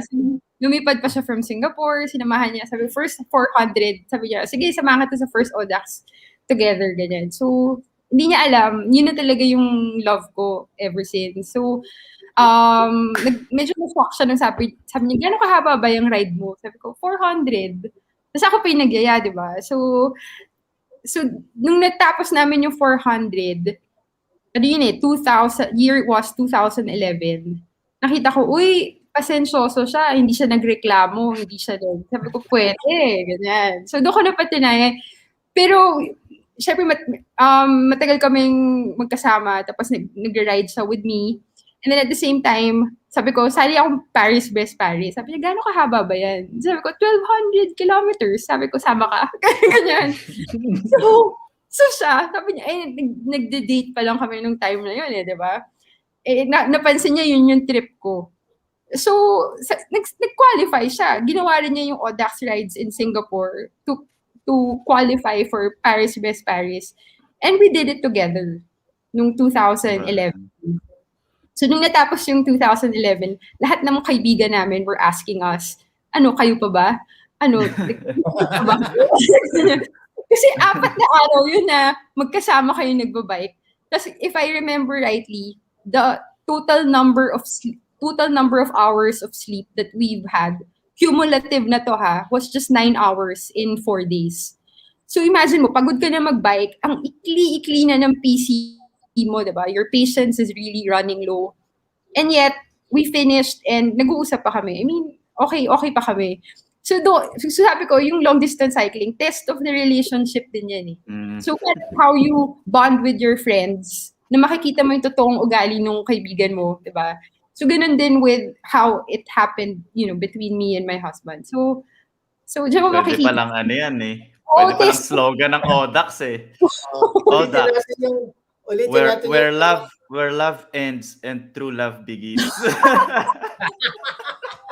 Hindi, i-confirm na natin tong comment ni Alvin Halusos. Sa Audax, malay nyo, doon nyo pala makikilala ang inyong soulmate.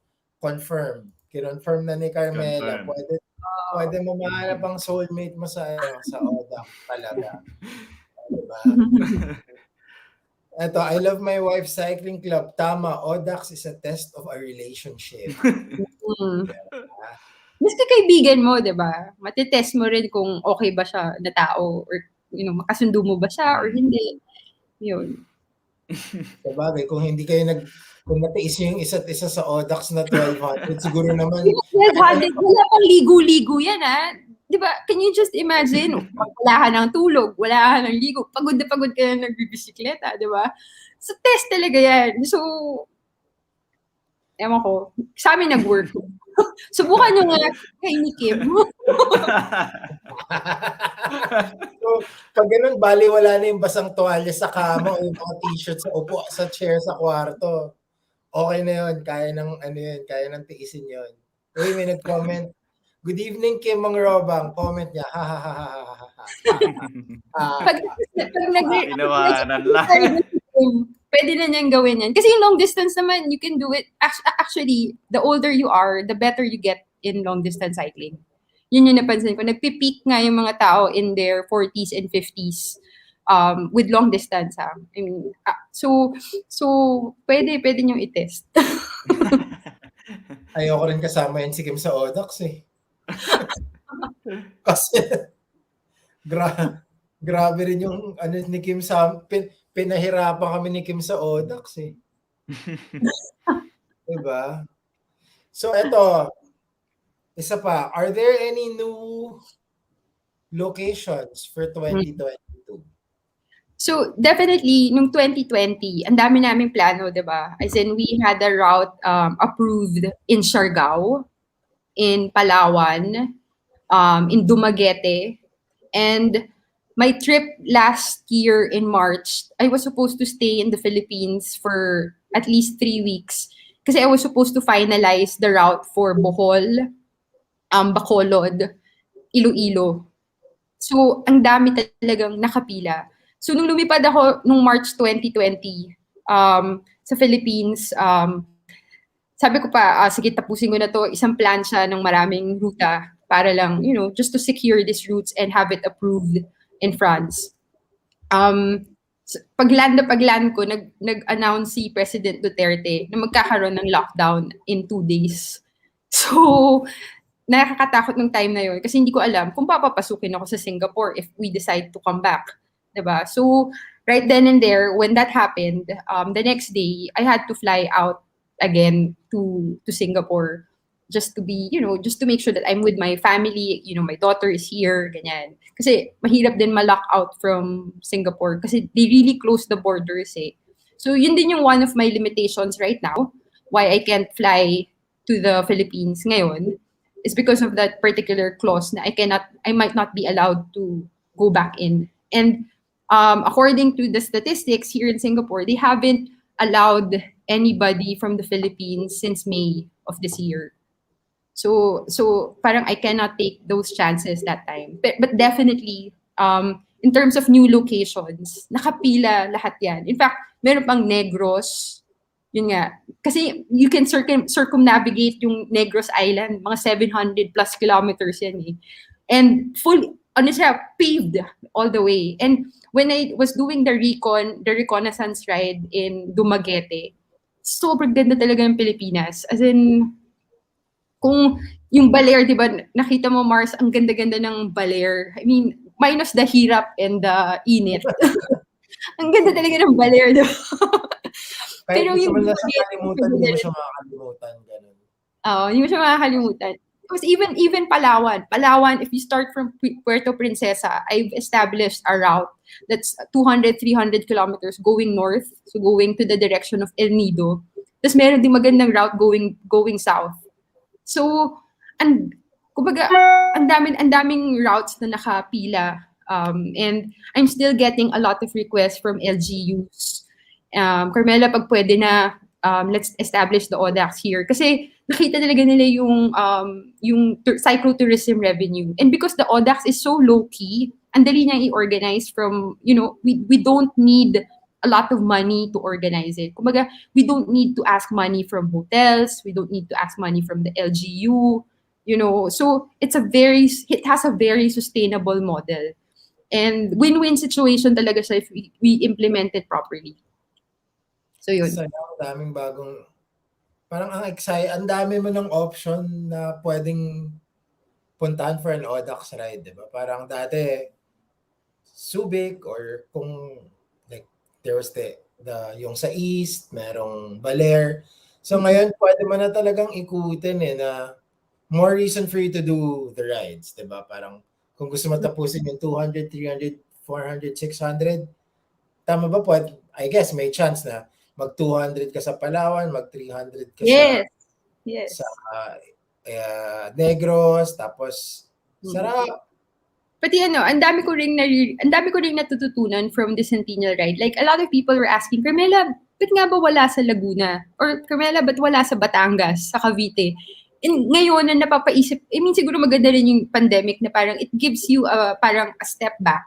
Na parang, nga no, baka we need to, so that's what we've been doing also in the background. Parang, nga no, ba't nga ba walang Batangas? Ang ganda-ganda ng mga ruta sa Batangas So, ang ganda mag-bike sa Laia, papuntang, the lighthouse, Malabrigo Lighthouse. So all these things ngayon na naglalaro sa amin, parang this pandemic gave us parang a step back to actually analyze where we want to bring the Audax in the future, in the new normal. Kasi it will never become pre-pandemic situation anymore.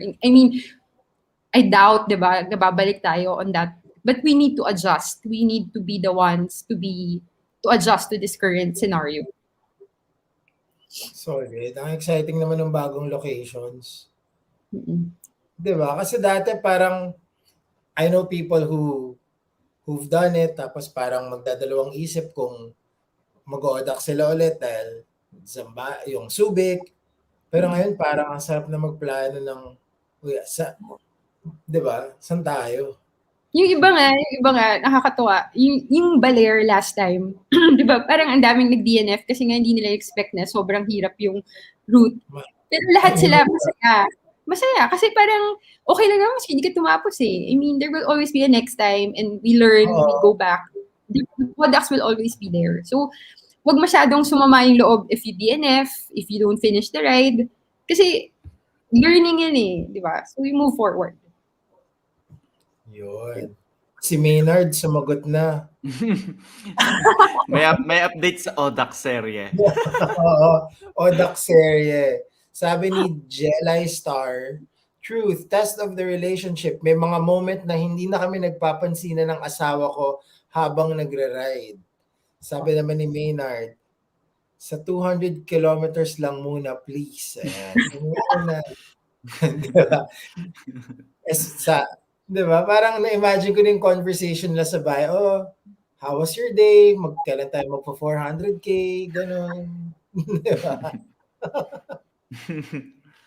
So, yung isa palang tanong, para dun sa, kung matuloy yung 1200 sa Mindoro, kailangan ng qualifying event before doon? So in the Philippines, kasi syempre, we don't want you naman to, parang we want to help you succeed, diba? Na baka mabigla naman, let's say, puro ka 200 lang, tapos bigla kang magta-1200. So we want to set you up for success. So just like how they do it in PBP, we would have to require you to be a super randonneur before you do the 1200 kilometers. That's why we're scheduling the 1200 kilometer ride in Mindoro around August, September. Para by then, ready ka na. And may build up talaga kami na nakaplano for people who are aiming to do the 1200 kilometer ride. So if you ask the people we've been doing in the past, when we schedule a 600 in the Philippines, we make sure na parang may 400 kilometer ride 3 weeks prior. Kasi gusto ko yung Audax rides, naka-schedule siya. Pag ginawa mo siya, we're setting you up for success. Kumbaga, hindi lang siya basta, gusto ko mag-organize ng ganito on that day. So because this is also uncharted territory, a lot of coaches actually, we exchange feedback, how do you train for such a distance, diba? How do you train for that? And sabi ko nga, it needs to be like a build up and you need to be consistently doing your long rides kasi hindi siya, kumbaga tiyagaan din siya eh. So yan. So ganun yung plano namin for the 1200. You need to qualify for it. Kailangan ng 2, 3, 4, and 600. That's right. Lahat. Oo. Sa schedule natin. Pero sa Mindoro, right? Sa 1200 kilometer event sa Mindoro, are there going to be other distances? Yes. Of course, hindi pwedeng 1200 lang. So we will also introduce the first 1000 kilometer Audax ride in the Philippines. Wow, iksi. At the same time, ito pala, nakalimutan ko sabihin sa inyo, another exciting thing that we were supposed to launch in 2020 is the Audax ride called the Populaire. So it's a French term, populaire. It's within the Audax format, pero the distances is between 100 to 160. So it's very newbie friendly. So yun yung Mm. yun yung isa sa mga plano namin kasi honestly, if you're a newbie cyclist, nakaka-overwhelm, 'di ba? What? Magbabike akong 200 kilometers, 300 kilometers. 'Di ba? Parang ikikwento mo pa lang sa isang newbie cyclist, nakaka-overwhelm siya to most, 'di ba? Yung iba na challenge, oy, kaya ko 'yan. Kung kaya ni Carmela, kaya ko rin 'yan, 'di ba? So yung mangyayari ngayon, we want to introduce the Populaire, which is still under the Audax umbrella, which will still follow the same format, but this time we're bringing the Audax experience to people who don't want to do the long distance yet. Kumbaga, we'll have 100, 120, 160. So ganun yung plano namin dapat in 2020. In fact, one of the sponsors who was supposed to come in 2020, I don't know if you're familiar with Motor Ace. So, malamang si Mars, alam niya yan. Yung, di ba parang they hold the distributorship for Ducati, Yamaha, KTM. Yes. Oh, so they were very keen they were the ones who actually said, why don't you bring that to the Philippines as well? So this, we were really hoping to tap more and bring people, to experience the Audax experience, but in a shorter distance. Kumbaga, di ba? Parang preparation din siya if you want to do the 200 and the 300 in the future. So Daming ganap, another plan yun. Oo nga eh. Sana lang, pag umayos ng konti yung Pilipinas. Yes. Pero ang saya, di ba? Masaya. Tsaka yung build-up mo starts talaga from, pwede ka mag-build up from 100 na eh. Yes. Kasi 100, doable.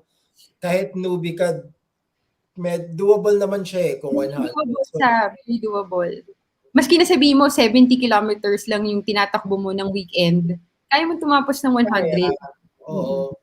So yung build-up mo, starts ka talaga, hindi lang diretsong 200 kung like if you're a new cyclist. Di ba? Ang ganda ng build-up. Tapos build-up to 1,200.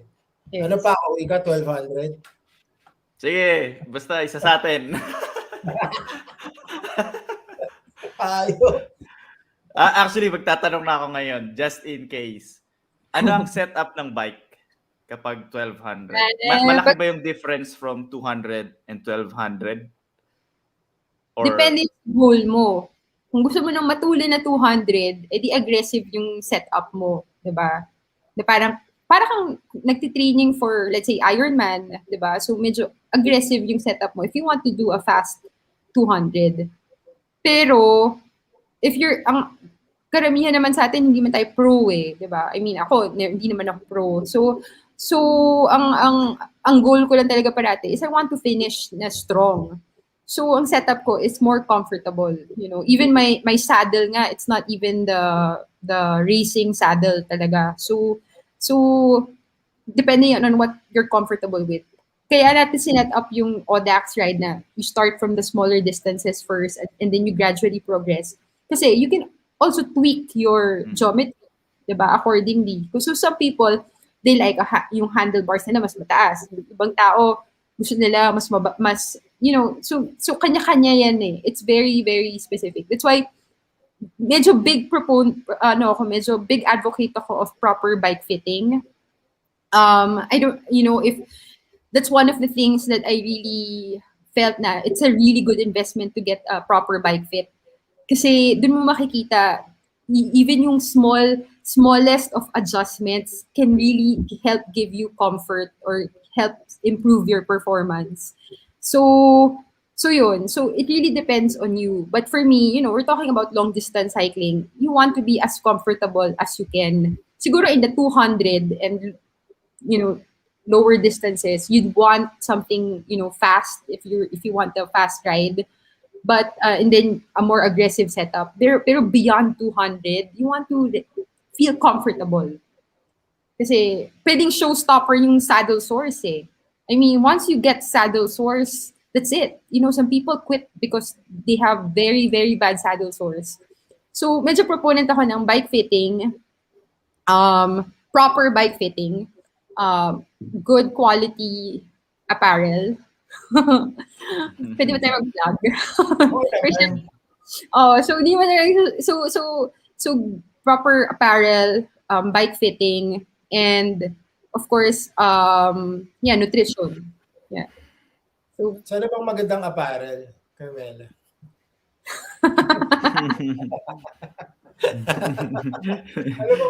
Ano bang marirecommend mo na hanapin pa ba natin? Magtatanong pa ba tayo? Hindi, for us, I've been very open naman on the type of shorts that I really like. So from the very beginning, shorts-wise, if you can afford ASOS, for me, that's the best cycling shorts for long distance. Of course, for other apparel like jerseys, syempre, kanya-kanyang preference yan. Pero syempre, hindi na, obvious naman, di ba? Diba? Wait, ito, from Giovanni Flaviano. In Jensan Kiamba 200 Audax, somebody finished Yes! the 200 without a saddle. Oh my gosh, this cyclist from Motor Ace cyclist yan. Cyclist ng sponsored cyclist ng Motor Ace. Oh my gosh, si Matt Alanik, hindi ko makakalimutan yan. He cycled. So he's a cyclist from Dumaguete. He's actually a mountain bike racer. I think in Dumaguete they've started mountain biking again. Pero ang challenge sa kanya nung Audax sa Jensan. So this was in 2018. Na-shock talaga ako. 2019, 2 years ago. Inalis yung saddle niya before the start. Sabi, sige nga, subukan mo nga mag-bike nang walang saddle. So the entire ride, 200 kilometers, naka-off the saddle siya. And akala namin fake lang, di ba? Akala mo fake. Pero during the entire ride, maraming nag-video sa kanya. Kasi sabi, parang sira ulo ba to? Ganyan. Tatapos kaya to? Ganyan. So nung natapos siya, di ba? Ang galing. So yan. Ayoko niyan. Ayoko na ganyan. Ako, may challenge ako para sa'yo. Ano yan? Walang saddle sore yan. Hindi kailangan ng magandang babe shorts. Kasi walang saddle. Kahit naka-swimming shorts ka lang, pwede mong tapusin yun. Walang ano yan. Matindihan. Walang saddle, parang kagulo. Yeah. So yun. Teka, kagulo yun walang saddle na 200K. Hanggang ngayon, na-ingrain siya sa hindi ko siya makakalimutan. Matt Alanik from Dumaguete, under Motor Ace, Team Motor Ace. Ano yun parang bet lang sa simula. Sige nga, tapusin mo nga lang yun. Inalis yung saddle na right then and there. Just before the ride. Ako, bet tayo. Yeah, pero ito, Carmela, since you were talking about, di ba, what gear are you parang is recommended for an Audax ride? When you're talking about bike fitting, syempre sasabihin mo na bike fit specific to an Audax ride, di ba? Yes. Hindi lang yung, syempre iba yung bike fit mo pag mas aggressive, pag nagre-race ka. So yun, parang for the information of everyone, hindi dahil nagpa-bike fit ka na ngayon, pwede yung bike fit mo for an Audax ride. Syempre, iba naman yung... Iba yung purpose. Let's say for me, in 2019, I think I raced at least 15 days of racing din ako noong 2019. But at the same time, I was also training to do Paris-West Paris. So, constantly, for me, I was constantly changing the geometry depending on, the type of riding I do. And in 2019, I think I also did, yun nga, yung Taiwan KOM, I did that. So, iba rin yung geometry ko when climbing. So it's very, very specific. Kasi ibang muscle group, may maliliit ka talagang muscles na nade-develop mo while doing other events. Say, time trial, iba rin ang geometry mo pag time trial. Iba rin yung geometry ko kapag kumakarera ako ng flats. Iba rin yung geometry ko when I do the Grand Fondo sa Taiwan KOM. So, even in 2019, in June, I also I went to Tibet, and I cycled to Everest Base Camp. So my geometry at that time, sabi ko, you need to be very comfortable because aside from going to the Everest base camp on my bike, I'll also be dealing with high altitude sickness. And the highest altitude I reached in terms of elevation, not elevation gain, but above sea level was 5,600 meters above sea level. Diba? So ang nipis-nipis talaga ng hangin and you just want to be as comfortable as you can on the bike. So again, for me, bike fitting talaga is a big, if you're really serious about this sport, if you really want this as part of your lifestyle, if you want to really be here for the long run, invest on a proper bike fit.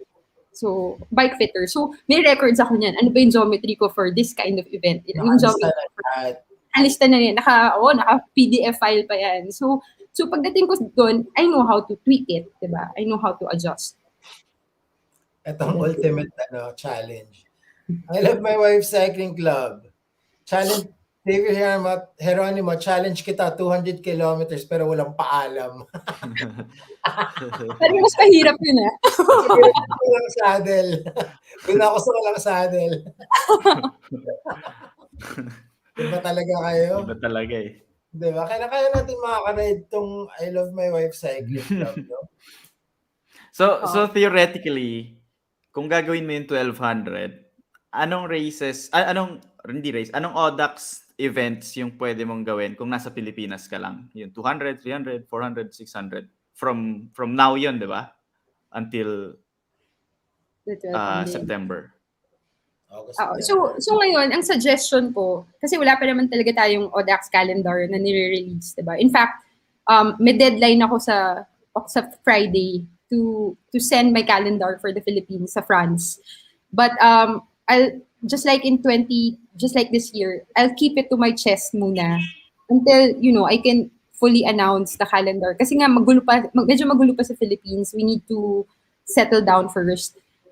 And I don't want naman to give people high expectations for now in terms of the Audax calendar. But my suggestion is, if you want to be ready in case mag-announce tayo, hindi, pwede na daw sa Philippines ngayon mag-Audax ride, we can schedule some.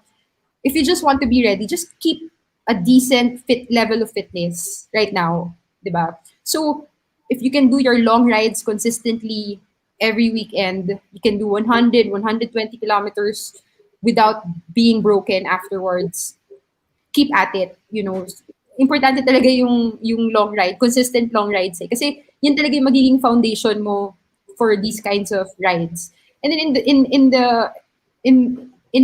the middle of the week, let's say Monday to Friday, most of us work eh. So you can only afford an hour and a half, and make that count, do interval training, do heavy big gear workouts. So ngayon, ang suggestion ko, if you want to be ready once we can do the rides again, just keep your level of fitness. And yung fitness level ng mga nag-register for the Centennial ride, that's a pretty decent ride to begin with. So tuloy-tuloy nyo lang. Yun yung aking suggestion for now. Kumbaga, may base miles ka na Right. nakabawal. Base miles. Yes. Yes. So anytime mag-announce ng 200-kilometer ride, your base mile should be able to sort of cover your 200-kilometer ride. So kahit sabihin mong mag-announce si Carmela na may Audax 200 next week, kung may karga ka naman na base miles for the past ilang months, yung 200 kilometers should, you should be able to finish the 200 kilometers within the given time na to finish, di ba? Mm-hmm. So ride lang ng ride, kahit sabi mong wala pang schedule, consistent lang dapat kayo sa, your daily short rides and like your weekend long rides. So para pag nag-announce, hindi kayo naghahabol. Hirap kayo maghabol ng fitness pag malapit na, di ba? So yun. So pwede rin yan yung mga pag ginawa mo 200, 300, yung nasa ibang bansa na Audax, pwede rin. Yes, recognize. Qualified pa rin. Oh. Okay. Bakit anong balak mo? Ang dami kaya dyan sa Europe pa ako. Oo nga, kaya nga. Hindi, kasi dami. kung gagawin natin yung 1,200, kailangan may qualified sa ating isa, di ba? Oo. Kasi Alam mo, nandami yun. Nakakatuwa. Even in Italy, almost every weekend, may nag-organize ng Audax ride sa Italy. Iba talaga, nakakainggit. Pero darating din tayo doon. Yun yung dream ko talaga for the Philippines. Yun nga, na it will be regularly and parang marami tayong sa community who will support it. Pa ako mag-qualify ka na dyan. Galingan mo ah. Hinahanap ko na nga dito kung merong Gusto mo, alam mo yung fastest time sa Paris-West Paris. Tapos ginagawa lang nilang training ride yun for race across America. Yung mga races na talaga. Pero yung fastest time na tumapos ng 1,200, hindi ko makakalimutan yung day na yun. Kasi parang, tumapos siya in 42 hours. Yung 1,230 kilometers, tinapos lang niya in 42 hours. Tapos, ito pa yung tipo ng guy na German to na hindi siya tumitigil to sleep or to eat. Ang gagawin lang niya, pag naubos na yung tubig niya, yung bottles niya of water, pupunta siya sa banyo. Kasi maganda sa Europe, di ba, potable yung tubig. So, toilet, pwede ka mag-refuel I-refuel lang niya yun. Tapos, kakain lang siya on the bike na. So, ang parang average speed niya was like 36, 37 kilometers per hour for 1,200 kilometers in 42 hours. So, sabi ko, wow, kaya pala. So, parang sabi ko, nakakatuwa rin how one can push the human body to do this. And then when he got pa to the finish, wala pa siyang hotel. Kasi nag-camp lang siya. Iniwan niya yung gamit niya na bumili siya ng tent, may dala siyang tent, iniwan niya dun sa start and finish. Pag finish niya, binuo niya ulit yung tent niya, tapos doon siya natulog after. So parang, sabi ko, wow, yun ang extreme backpacker, di ba? Parang, iwan ko muna yung gamit ko dito. Balik ako 1,200 kilometers, pagtapos ko 42 hours, i-build ko ulit yung. So, for me, parang, na-shock, nakakatuwa, wow, nakakagaling. 42 hours din siyang tulog. Hindi, hanggang ngayon, nandun pa siya. Hindi pa rin siya. 4 years din siya nag-recover. So pa ako 42 hours daw yung kailangan mo. Isa-isahin muna natin. Diyan muna tayo sa Pilipinas. Kaya mo yan pa ako 42 hours. Feeling ko kaya mo. Grabe. Yung tulog ang nakaganon ka na pagkatapos. Sanay. Ang galing din mga cyclists sa Europe kasi sanay sila sa weather, sa lamig. So tayo, nangangatog na tayo. Sa kanila, hindi pa rin, wala sa kanila yung lamig So malaking bagay rin na they're based there. So, yun, teritoryo nila yun. Pero grabe yung 42 hours. Grabe yun.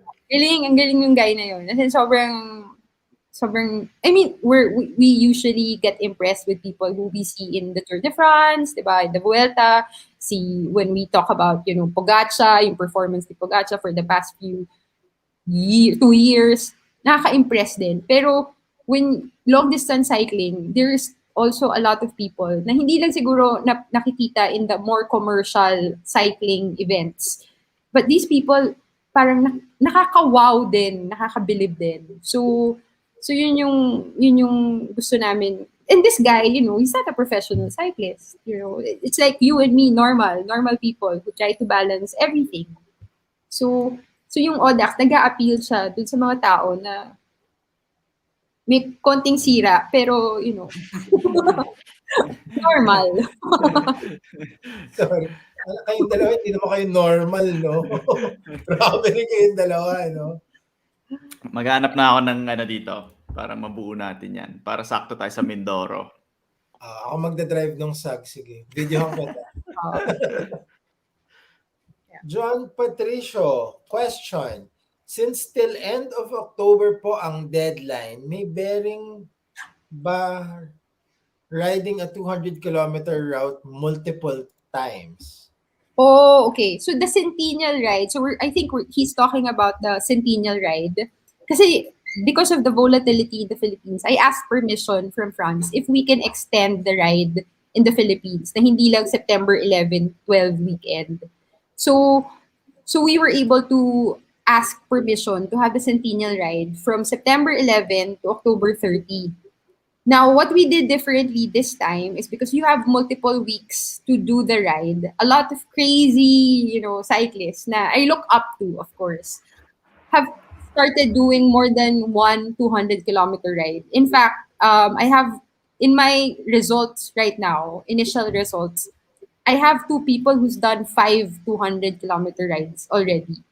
So, tapos pag tinatanong ko sa kanila, bakit yung ginagawa yan? Limang 200 na since September 11. And it's only a month since we started. And sabi nila, yung iba, nakakatawa, sabihin nila, sinusulit namin yung registration fee. Kasi you only pay one registration fee and we will accept all your 200-kilometer rides for that period, September 11 to October 30. Kasi di ba, sa website natin, we track people's performance in terms of how many Audax rides that they've done. And a lot of these people, may tinatawag kaming Audax addicts list. And makikita mo yung number of Audax rides that they've done in the past since 2010. So some people are really crazy talaga. And people I admire actually. And who've been doing the rides multiple times. And every weekend, they do it. It's like, it's nothing.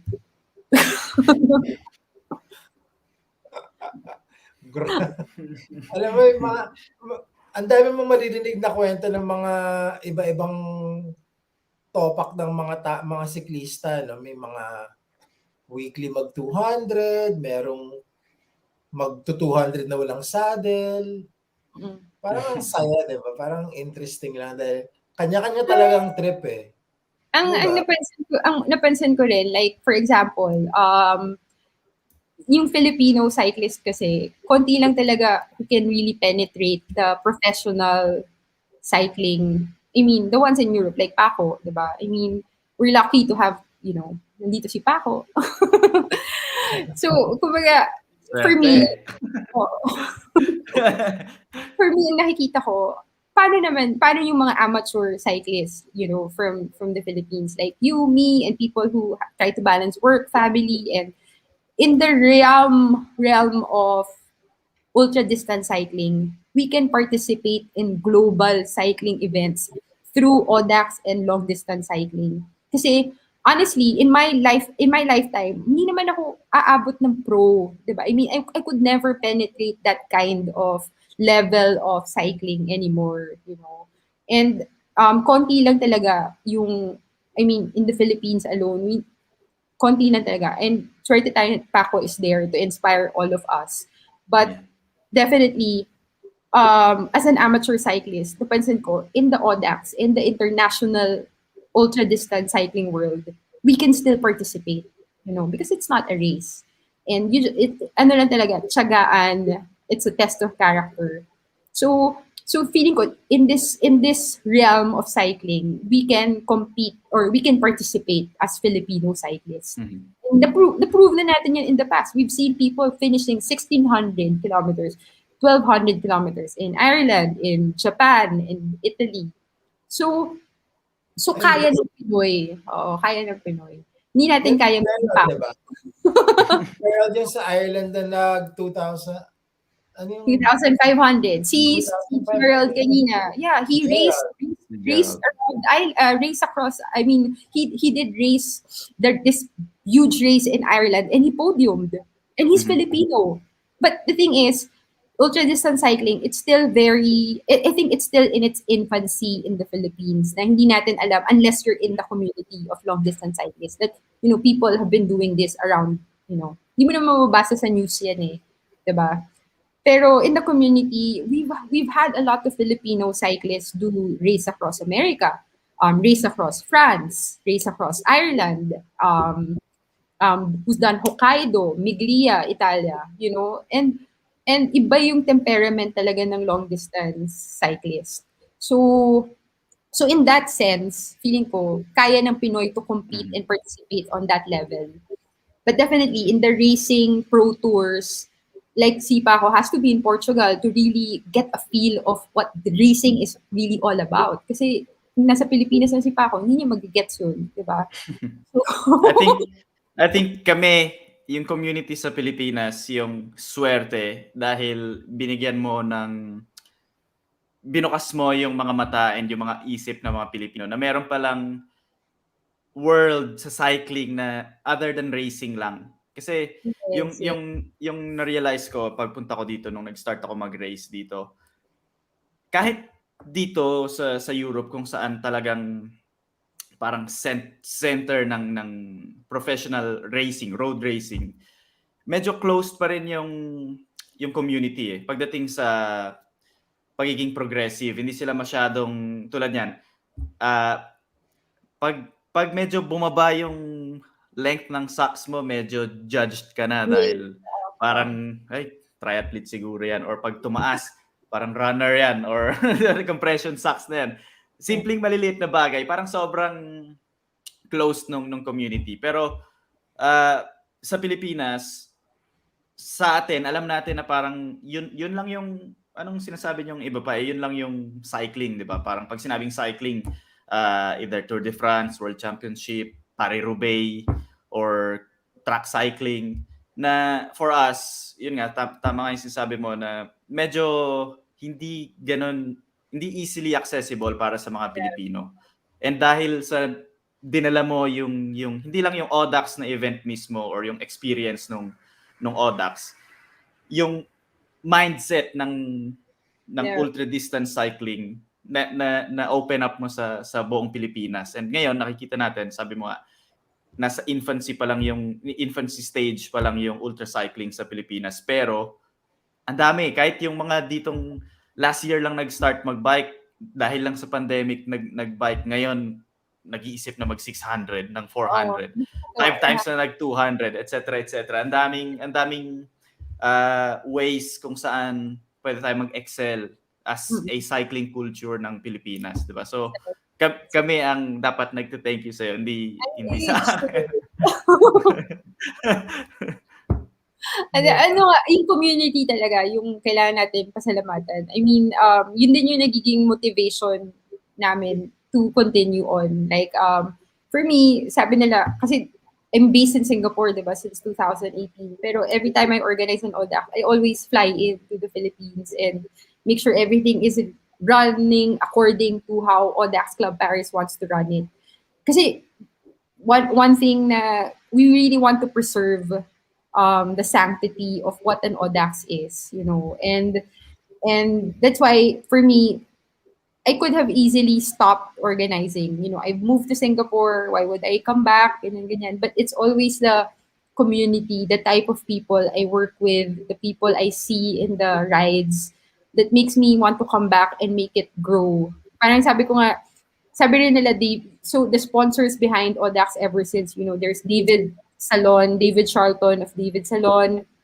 There's Michael Spence of Spence Capital.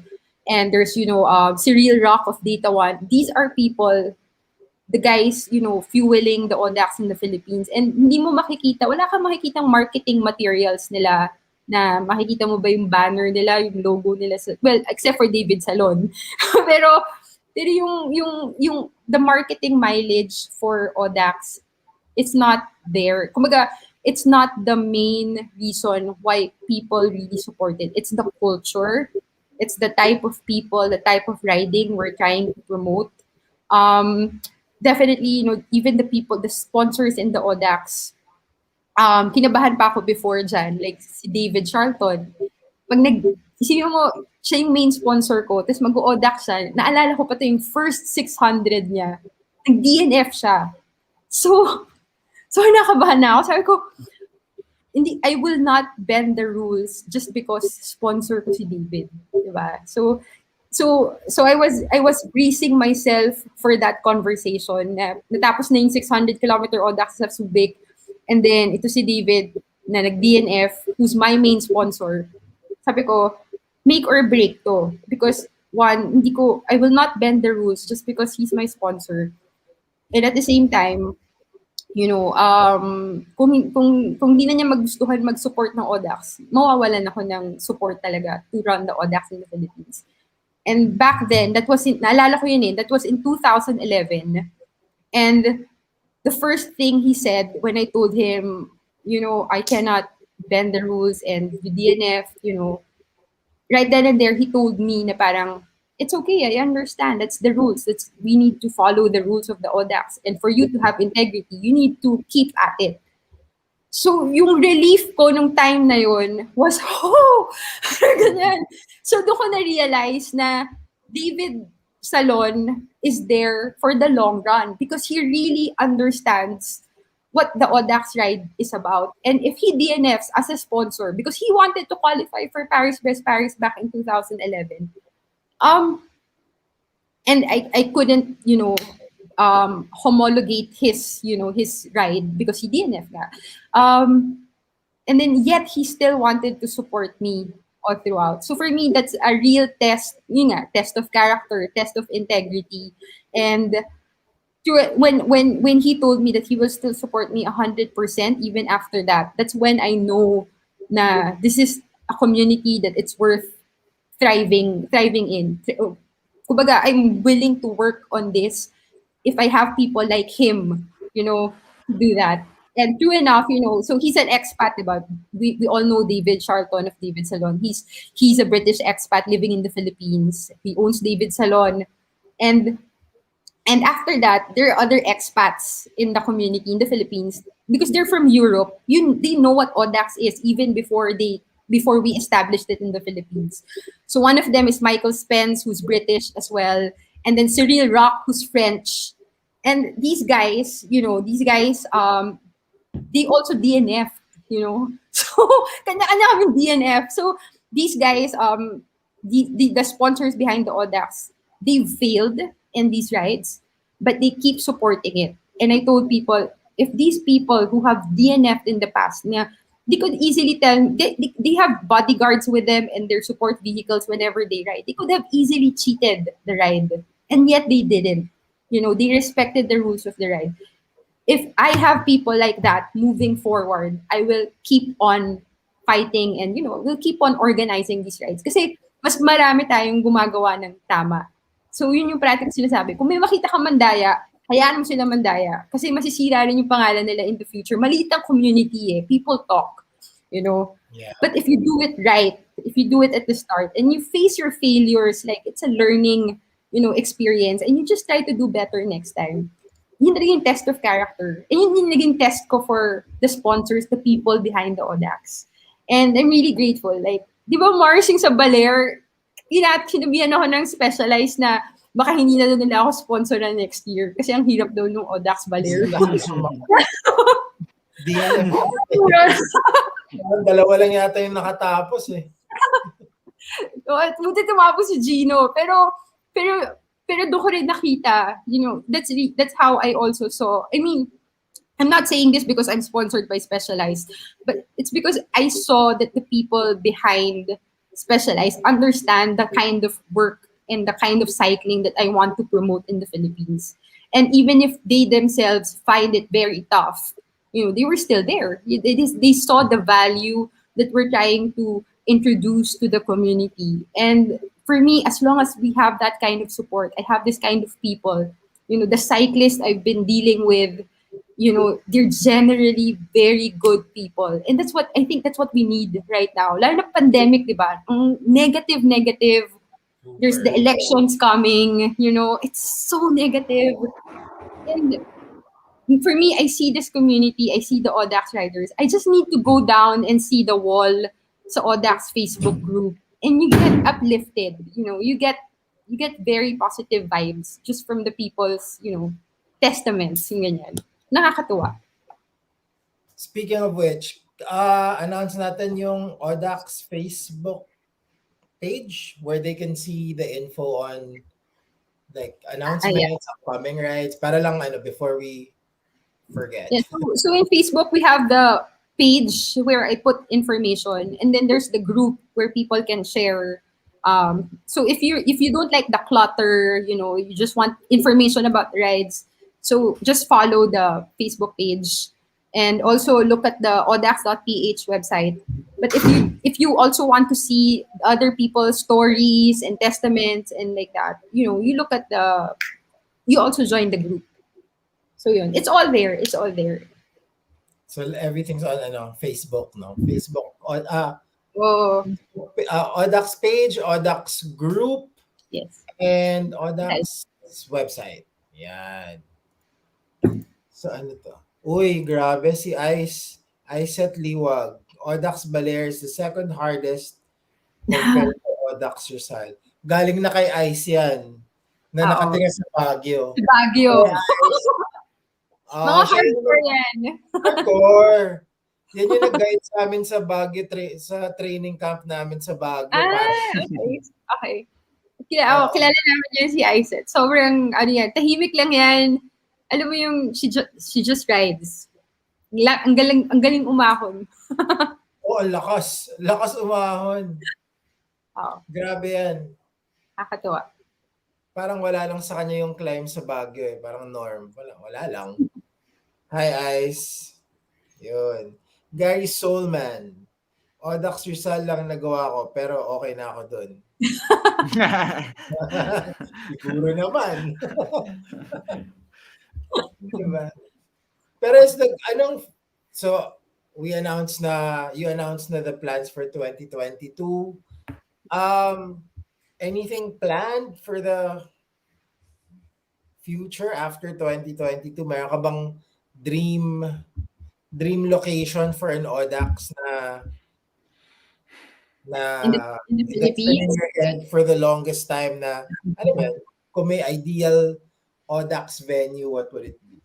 Where would it be? Sorry. For me, I think we will always come back to PBP, to Paris. You know, parang iba talaga yung electricity, yung vibe, how rich the culture of cycling there, you know. So for as long distance cyclists, feeling ko yun yung mecca natin eh. Parang we always try to come back. So maski ako, I've done it 3 times, failed in 1.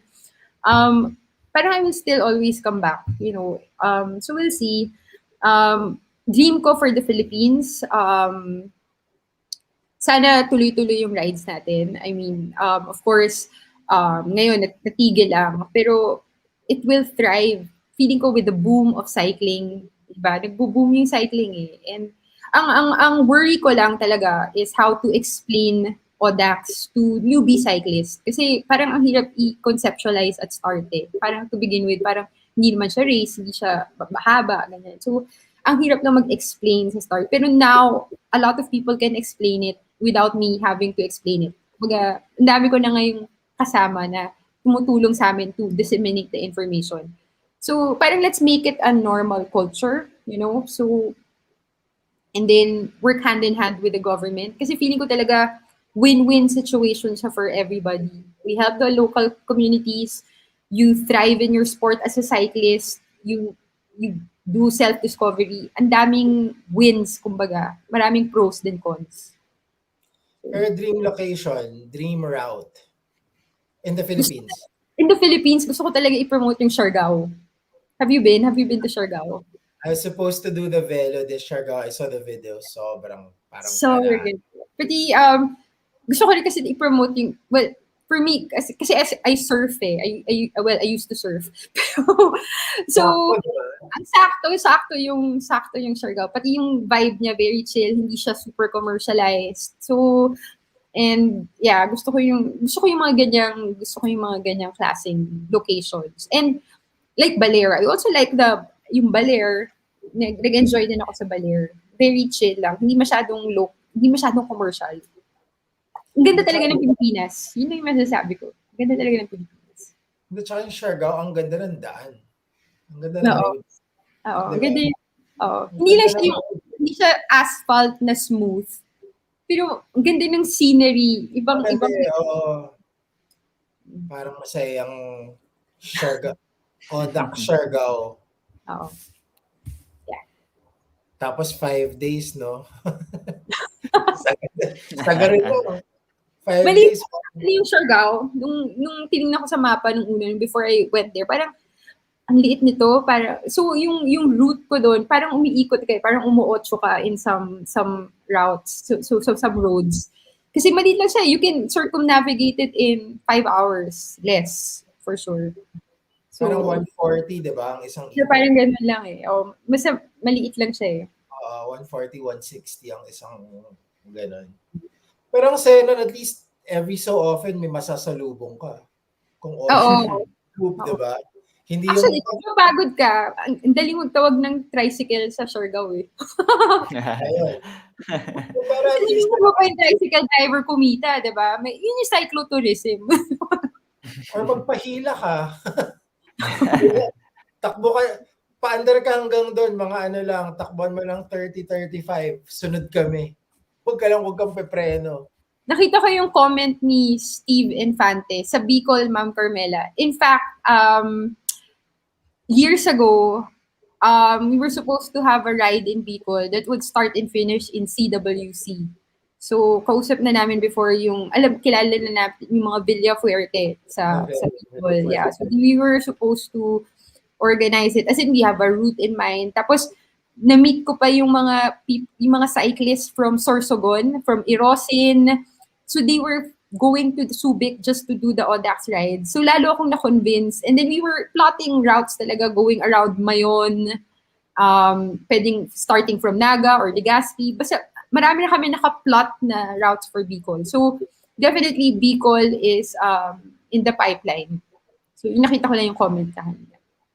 Tsaka for your information, for everyone's information, pag si Carmela nagpa-plot out ng route, hindi ko to, I remember this from the last show. When they plot out a route, nire-ride talaga nila yung route, di ba? Hindi niya hindi ni GPS, yan. Nire-ride talaga nila. So lahat ng route na ginagawa natin sa Audax, kailangan muna nila i-ride. So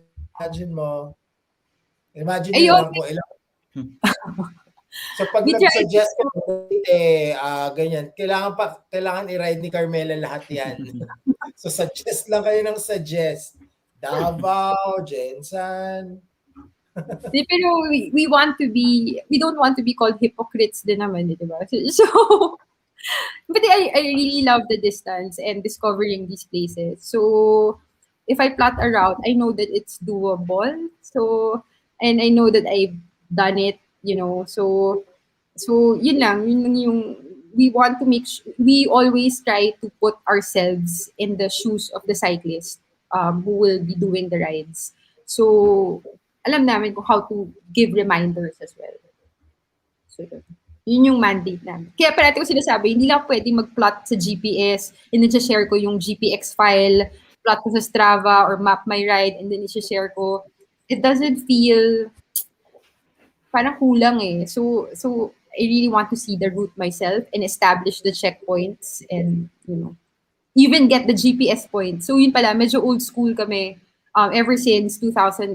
Whenever I plot the routes, if you look at the cue sheets that we release, medyo old school talaga ako. I get the GPS location, makikita mo yung latitude, longitude points niya. So, yeah, old school.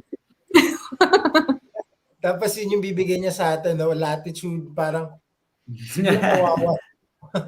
Marami hindi nakakaalam. Waypoints, yung normal, yung old navigational tools talaga. As in, meron pa akong dinate before na parang pag tumingin lang siya sa langit, alam na niya kung ano yung north, south, east, west.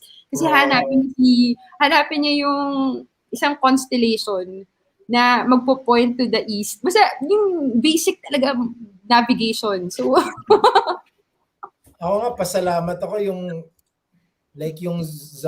Subic Zambales route, walang liko eh. Imagine mo yung Audax may mga liko. Imagine mo kung may mga liko, parang after X number of kilometers, turn left. Yari. Wala tayo dun. Yeah. Diba? Oh wait, before anything, last few questions for Carmela kasi 10:30 na rin. Meron ba kayong mga tanong, guys? Last few questions before magkukwentuhan na kami na lang. Nagko-compute na ata sila ng mga ruta-ruta pati distance. Hindi kasi parang ako feeling ko ngayon after a year and a half of diba, this quarantine here in the Philippines and being limited, diba? Parang our movement being limited. Talking about Audax again, parang saya eh. Parang it gives you something to look forward to. Na parang Diba? You've been stuck at home for the past, 18 months, tas biglang Audax, parang, di ba, parang may reason ka na ulit na parang, okay, excited, ma-excite, mag-plan, mag-train. So, di ba, at least something to look forward to in the next year. Kasi Mhm. 200 yun, I'm sure malapit. I'm sure yung next rides malapit na rin, di ba? Sana. Di ba? Sana. Mark Labit, eto na. Bakit hindi na inulit ang Audax Rizal? Yung sa Audax Rizal, actually, di ba, minention ko kanina, we're simulating the contactless checkpoint. We're actually doing it on that particular route, but we've changed it. So, kasi medyo delikado rin yung Sampaloc area. And we changed it, and bubuhayin natin yan, when the right time comes, But for now, hindi muna talaga. Kasi hindi na, masyadong busy yung Sampaloc na road. We're definitely eliminating that part of the old Audax route. Rizal.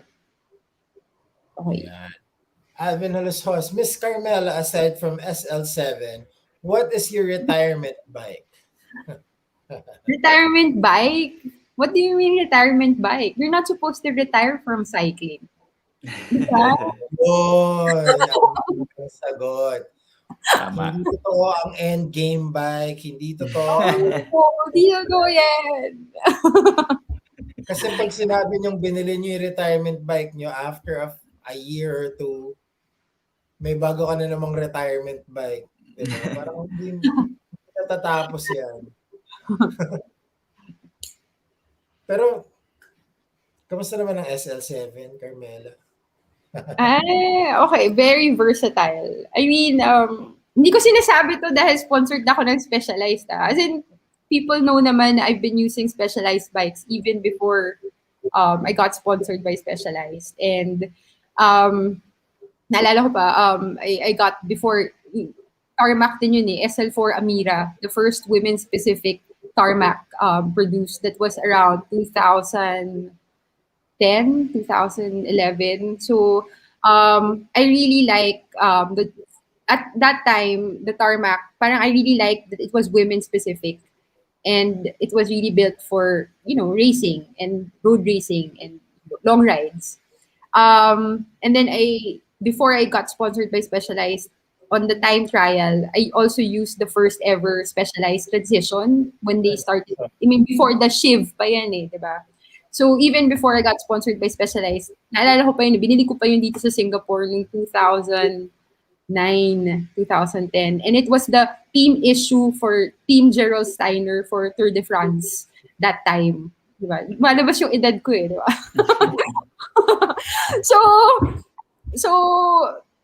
So the SL7, I had the SL6 before I got the SL7, and the SL6 I raced with it a lot. Like in 2019, I'm already based in Singapore. I was doing Audax rides. I was qualifying for PBP. I raced at least 15 days of road racing. Naman, I was racing around Southeast Asia. I was doing races in Thailand, in Indonesia. And out of those 15 racing days, I podiumed 10 times. So I don't know, if it's the bike. Of course, I'd like to believe that, the type of bike I use or I choose to use help achieve that. Kasi yung time na yun, I was already 38, 39 years old, and I was competing against kids, people half my age. So sabi ko, ang hirap nito, ganyan. So I was really very happy with the SL6 because that's also the bike that I use for climbing. I did the Taiwan KOM with that bike. It's so light. The geometry itself, it's very friendly for climbing. In fact, when I told Specialized back then na I'm doing these particular races, I asked them pa, what do you think? Should I just get a Venge or the tarmac? But if I'm doing a lot of climbing, which I did in 2019, that was also the same year that I cycled up to Everest Base Camp via the Tibet side in China. So it really, I don't know, I mean, na-achieve ko naman siya ng matiwasay, buhay pa ako. So, happy naman ako sa SL6. And then, they still came out with the SL7, which I've used here. Flat nga lang ang Singapore, walang proper climbs, no proper mountains. But I'm very happy with the SL7, and I just did an Audax here in Singapore. So the centennial ride of the Audax, syempre, I won't just let you guys have all the fun, diba? So no September 11, nag-join ako ng Audax dito sa Singapore, and to think na we had mechanical issues. We had to stop like 3-4 times because of mechanical issues of somebody in my group who was having problems, and then I clocked in a decent average speed of 31.6 kilometers per hour for the 200-kilometer ride with the SL7 comfortably. So I don't know, maybe because it's flat, and sabi nila, I mean, it's not a race, but looking at the statistics, so I clocked in the fastest 200-kilometer time, and it was a bit petics. We were eating in eateries, we would stop and ganyan, but still we finished sub-8, and I was very happy with how I felt on the bike, and yun. So I don't know, kanya-kanya naman yan eh. Kanya-kanya talaga ang bisikleta, di ba? So, pero if you're asking me particularly if I'm happy with the SL7, yes, I am happy with the SL7. Laging, woo, specialized. Ano to? So, what bike do you use when you do the 1,200 kilometers from LSR? Okay, so this one, I go old school, which Specialized knows about this. And because now, the SL6 and the SL7, it's all DI2, all the bells and whistles. And that one I used for racing, some Audax rides. But for 1,200 kilometers, for 600 and 400, I go old school. So I use dinisclose ko na to before, even before a lot of people know that I use a titanium bike that was specially fitted for my geometry. So I ride a titanium bike simply because we go old school. So it's manual, walang electronic device. Kasi yung 1,200 na yan, what if something happens, mechanical issue wise, mas madaling mag-tinker with the mechanical stuff and get it fixed eh. So yes, I use my titanium steed for that. For the 1,200. Yun. Sa bagay, tama naman. Maubusan ka pa ng battery, yari ka. Oo, diba? Pati pag nasiraan ka talaga, ang hirap ng electronic. Yep. So I go old school talaga. Solid. Kasi pa ako, iniwan na, hoy pa ako, nasan ka na? May bisita yata si Paco. So anything else, guys? May mga tanong ba kayo? So you don't... Ayan na si Paco. Sorry. Ano ito, Carmela? Maano ko lang. Ikaw, Paco, I'm sure you've heard of... Have you heard of the new Crux? Crux? Crux? Yung Crux? chinelas ba? Yung specialized Crux. Mm-hmm. Yung lightest gravel bike. So ano bang thoughts niyo sa lightest gravel bike? Nag-gravel riding ba kayo? May gravel riding ba in Singapore? Meron. Actually, isa yun sa mga gusto namin gawin mag-asawa recently. Kasi gusto talaga namin mag-gravel. Kasi parang feeling ko ang saya eh. Lalo na pag nanonood ka ng mga GCN videos. Diba? Parang hindi ka takot sa gravel. Hindi ka takot sa... Parang, I mean, ako kasi yung handling skills ko medyo sablay eh. So, nag-start ako with mountain biking eh. So, hindi ako nag-progress doon. Pero feeling ko yung gravel, because it's less technical, tumigil na nga ako meron na ako mga dream rides. So, I have this bucket list, diba? So, I have this bucket list of activities that I want to do. Kaya included na yung Everest Base Camp, included na yung Paris-West Paris.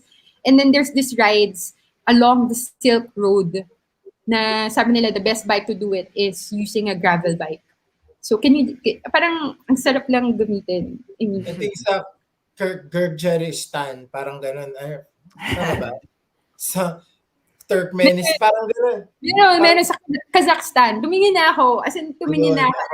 Basta may Tumingin na stand sa dulo. Oo. In fact, 2020 talaga was supposed to be like a stellar year for me as a cyclist and as a long distance cycling. Aside from introducing new locations in the Philippines, ang dami ko pang gustong gawin. Like in 2020, I was really looking at doing the first brevet in North Korea. So meron akong list na ganyan. And I have people who actually work with, the people I cycled with in Tibet when I went up Everest Base Camp. They're also the same people who were organizing rides in North Korea. So, alam nila Gino yan na I have this list of really exotic rides and they were telling me na perfect nga yung gravel biking ever. Ang dami kong gustong i-share. Ang dami kong gustong gawin. Sana pwede. Interesting. Nako, Mars, promise, sabihan kita. North Korea tayo. Meron na, as in, ganun din ang ano ko, what do you call this? Kasi these are places na unexplored, hindi masyadong nasusulat, 'di ba? I mean, French Alps, the Italian Alps, ang dami nang nasulat about that. We know how to ride it. I mean, we know how to get there. It's so easy.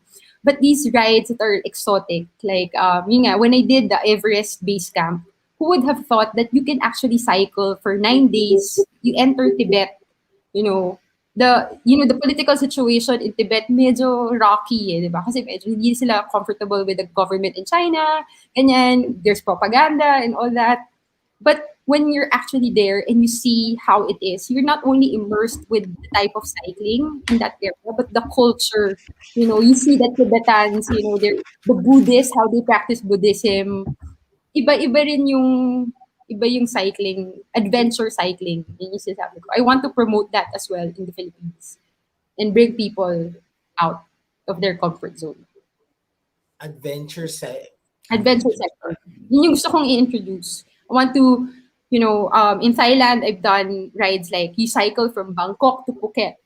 That's 850 kilometers. But it doesn't have to be one go. You stop at resorts along the way, beach towns na sobrang ganda, very remote. So I want to introduce that kind of cycling. So marami pa. Audax is like the tip of the iceberg. Kumbaga, if you appreciate Audax, you appreciate adventure cycling, which is totally different din. Cycling in high altitude, 5,600 meters above sea level. All these things I want to introduce. I want to bring people, and see the beauty of this kind of cycling. Ayun, basta, sorry, masyadong madaldal. Hindi, pero parang masaya yan. Parang, Mars, talaga, sinasabi ko nga kay Gino, alam nila GL yan. Sabi ko, ito yung gusto ko siya ng plano. Halika na, gawin na natin yan. Game na yan.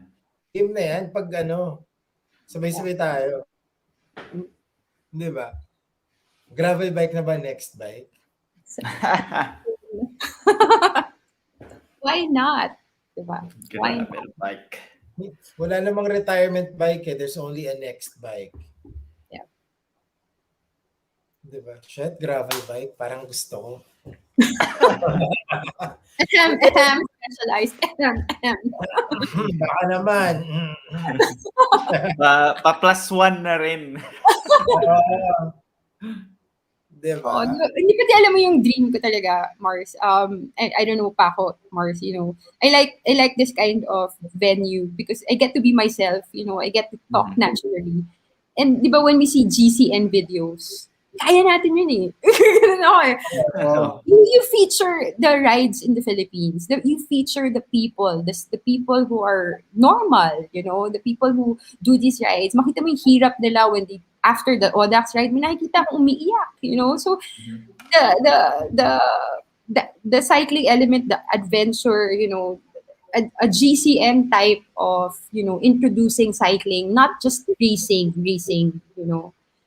Ang dami. It's parang malaki yung potential ng Philippines to be take Akala ko out. sasabihin mo GC and video na the No. pro, the amateur, and the regular guy.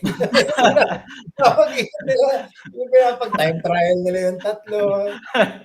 Oo, di ba? Yung mga ganyan sila. Diba? Subukan nila. Pero feeling ko sa Pilipinas, diyan ka lang makakita na sabay-sabay fat bike, folding bike, mountain bike. Single Dito sa speed. Singapore, recently lang nagkakaroon ng ganong klaseng awareness eh.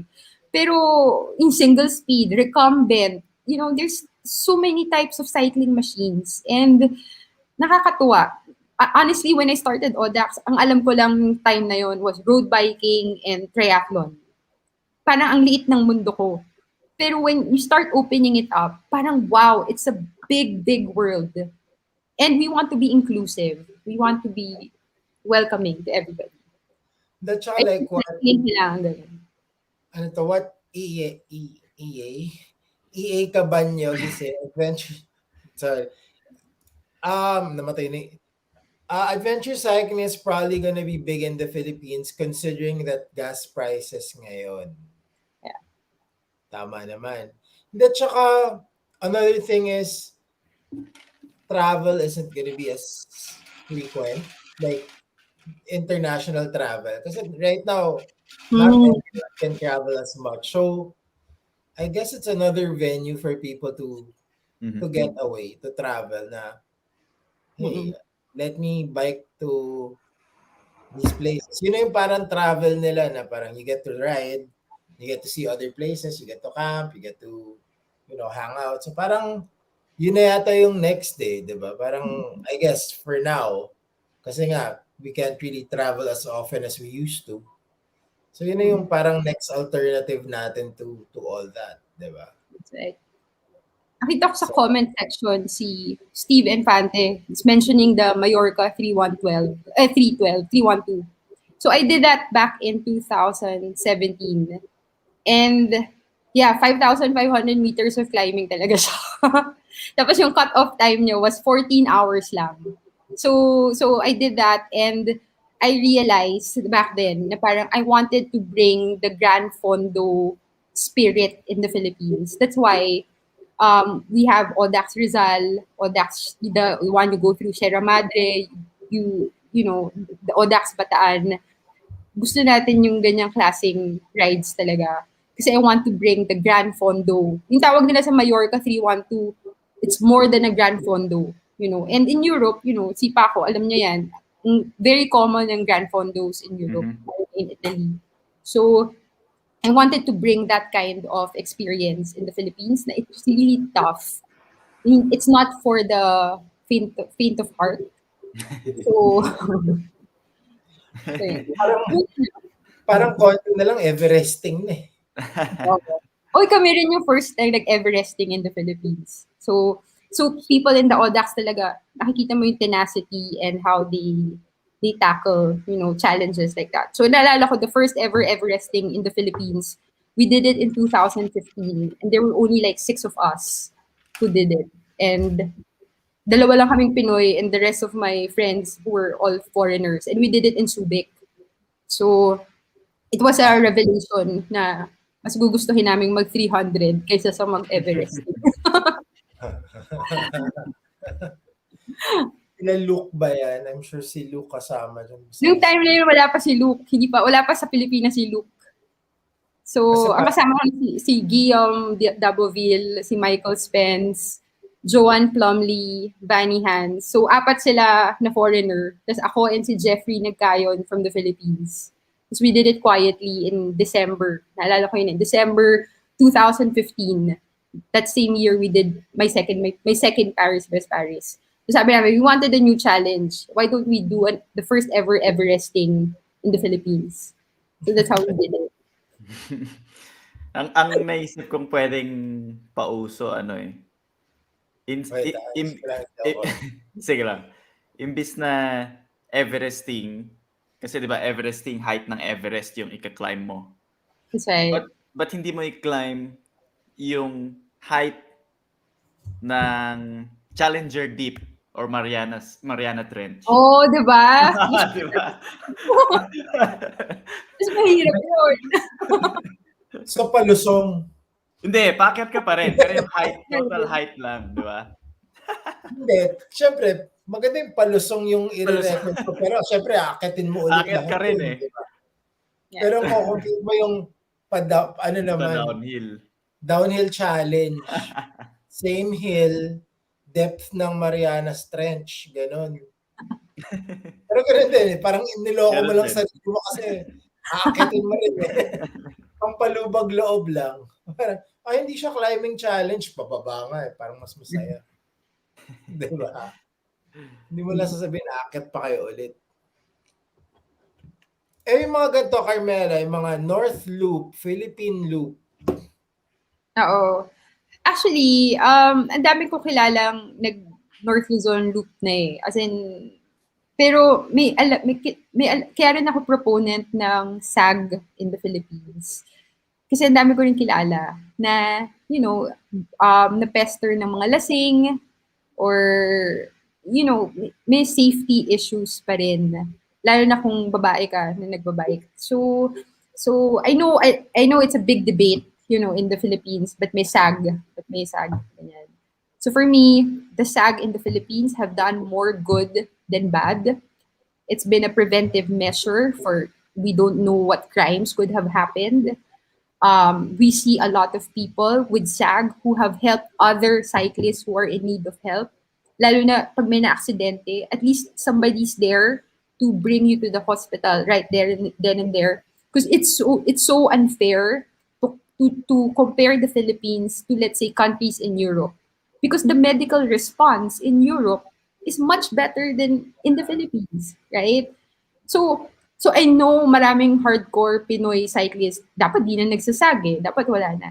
And gusto kong ibato sa kanila yung question, why do you, if it has done more bad than good, sige, alisin natin. But from an organizer's point of view and from what I've seen in the past few years, it has done more good than bad.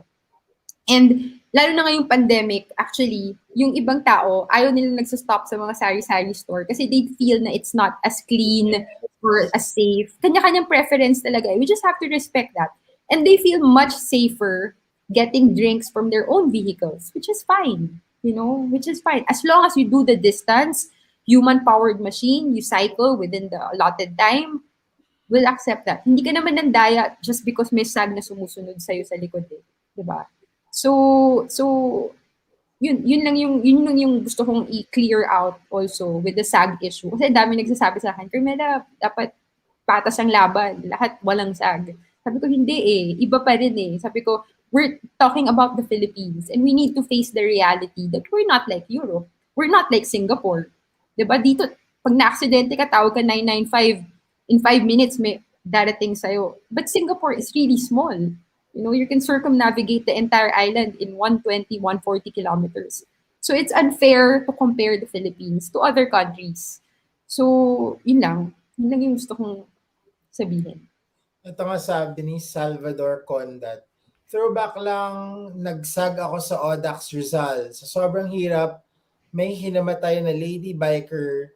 Tapos pinara ko nung mga participant na pabalik na sa finish line sa Boso-Boso. Inihatid ko sa Boso-Boso yung lady biker at pinag-uusapan ako ni Ma'am Carmela na idiretso ko na sa hospital. Buti okay yung lady biker. So, I guess stuff like that. Stuff like that. Tell me, if you get into, every time there's an Audax ride, alam to ng staff ko eh, hindi ako makatulog. As in, I'm on the edge of my seat all the time. I cannot sleep. I'm just really worried about the cyclist. Maski nasabihin natin na everybody knows the risk, everybody knows the waiver form, iba pa rin. So yun. Hi, say hi. Hello. O, di ba kamukha ako? Sobra. As in, parang hindi na maano yung difference. Hindi ko kamukha yung anak ko. Alam niyo dati, yung passport ko, Serenia pa yung last name ko. Wala talaga akong plano to change it to Pearson. Sabi ko, bakit pa? I mean, Pinoy passport naman ako. Hindi naman ako magpapalit ng passport to, hinalang kami sa Singapore. Dito mismo sa Changi. Kasi hindi sila makapaniwala, anak ko to. Serenia ako sa passport ko, tapos Pearson siya. Eh, di ba uso pa yung child trafficking? So, sabi ko, ha? So, Parang, wala, side kwento ko lang. oo naman. So, yan. Diba? Nagbabike na rin siya. Oo, nagbabike yan. So, yun. Talaga. Cute naman.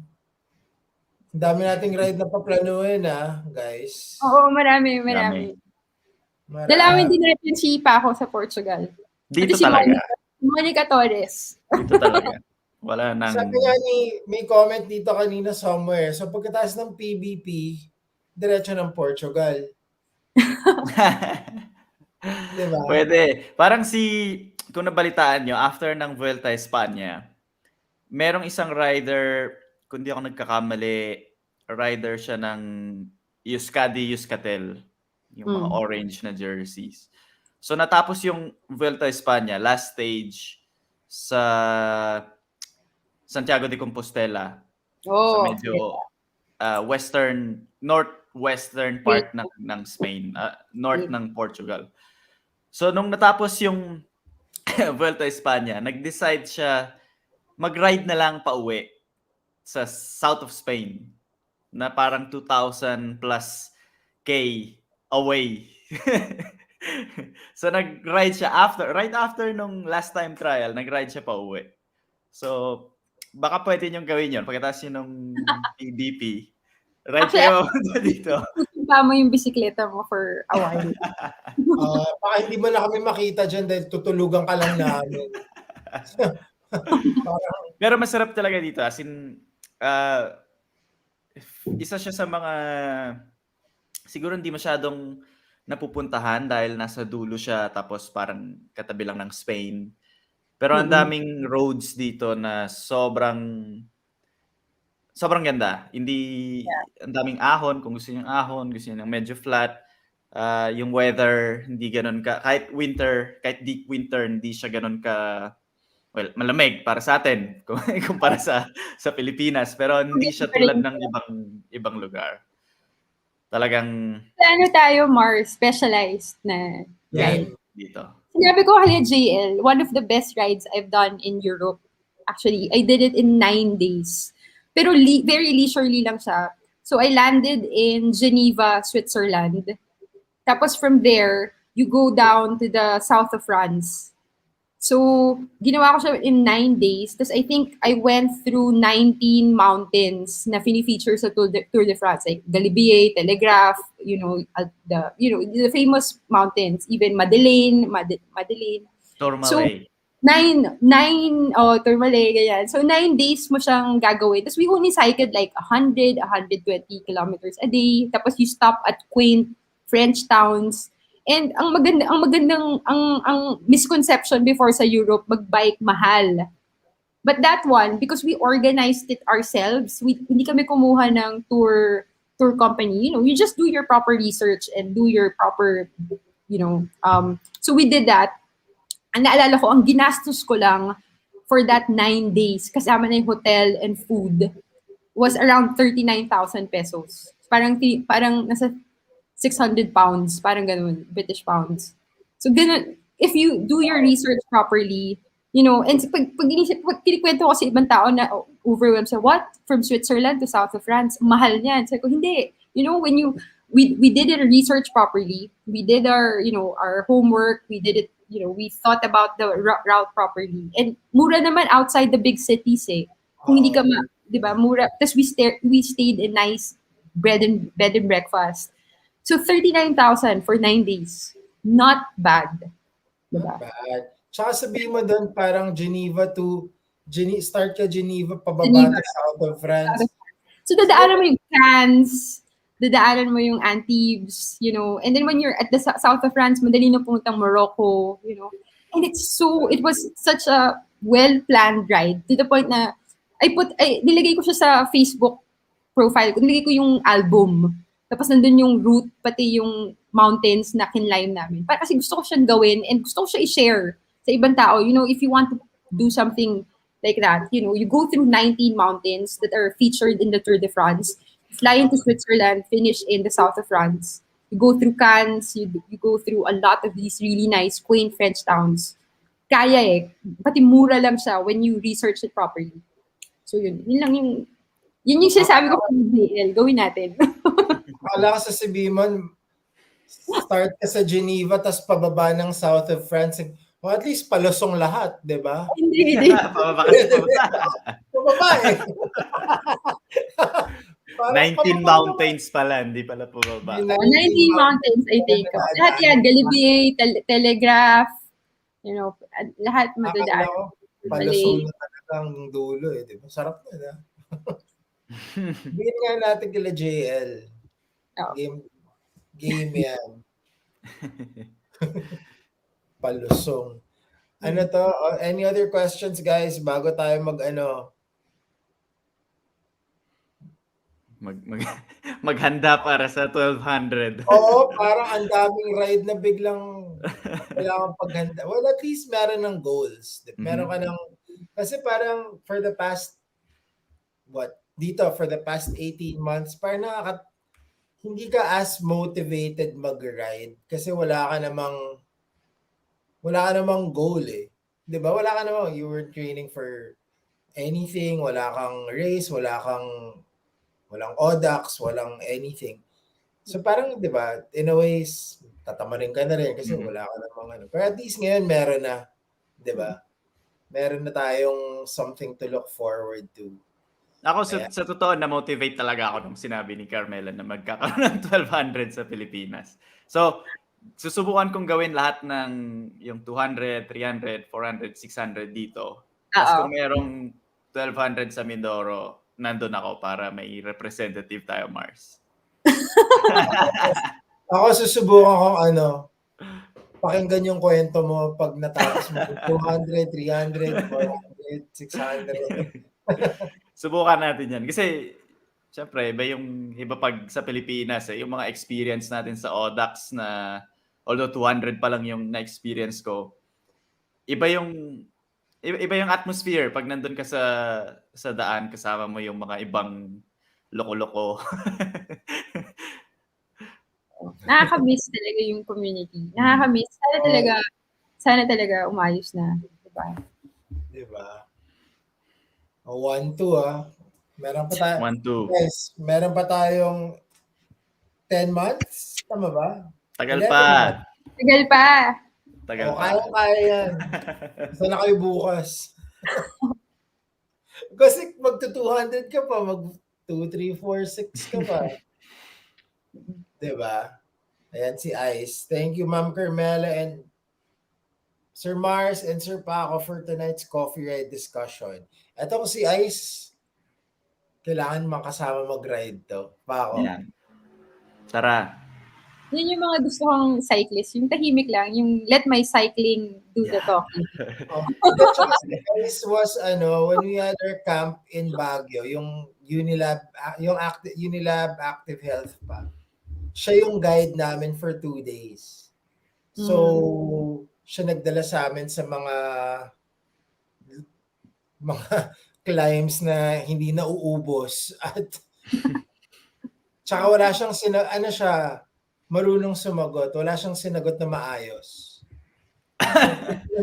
Malayo pa ba? May magandang picture dyan sa taas or matarik pa yung pupuntahan natin. Hindi, pagdating natin doon, maganda yung view. Pero never niya kami sinagot ng matarik ba, mas mahaba, malayo pa, wala. Ayan. Thank you, Ice. Ayun. Before we go, Carmela, meron ka bang message to everyone watching? Yung message ko lang, well, una sa lahat, thank you, Coffee Ride, Paco, Mars. It's always been a pleasure kasi ang sarap ng kwentuhan. Very light and I get to share what really is our plans for the Audax. Kasi nga, medyo unheard of talaga yung format. And I want to thank the community as well. As long as we have this really good community, I will keep at it. I will continue to work and thrive and, we'll continue to work for this. And yun lang, sana hindi kayo magsawa kasi, our rides are very simple. So, huwag kayong magsawa and rest assured, you'll makikita nyo naman na we'll still continue to work on this. We're working in the background, maski walang events. We're working on contactless checkpoint. We still continue to work with the tourism offices. We still continue to dream that we can do the 1200 in the Philippines. So just hang in there and let us be the bigger person. Let's be good Filipino cyclists, responsible cyclists. Let's follow the protocols. Walang pasaway. May nakita akong video ni James Deakin, 'di ba? Na kumakarera sa C5. Wag tayong Oo. ganun.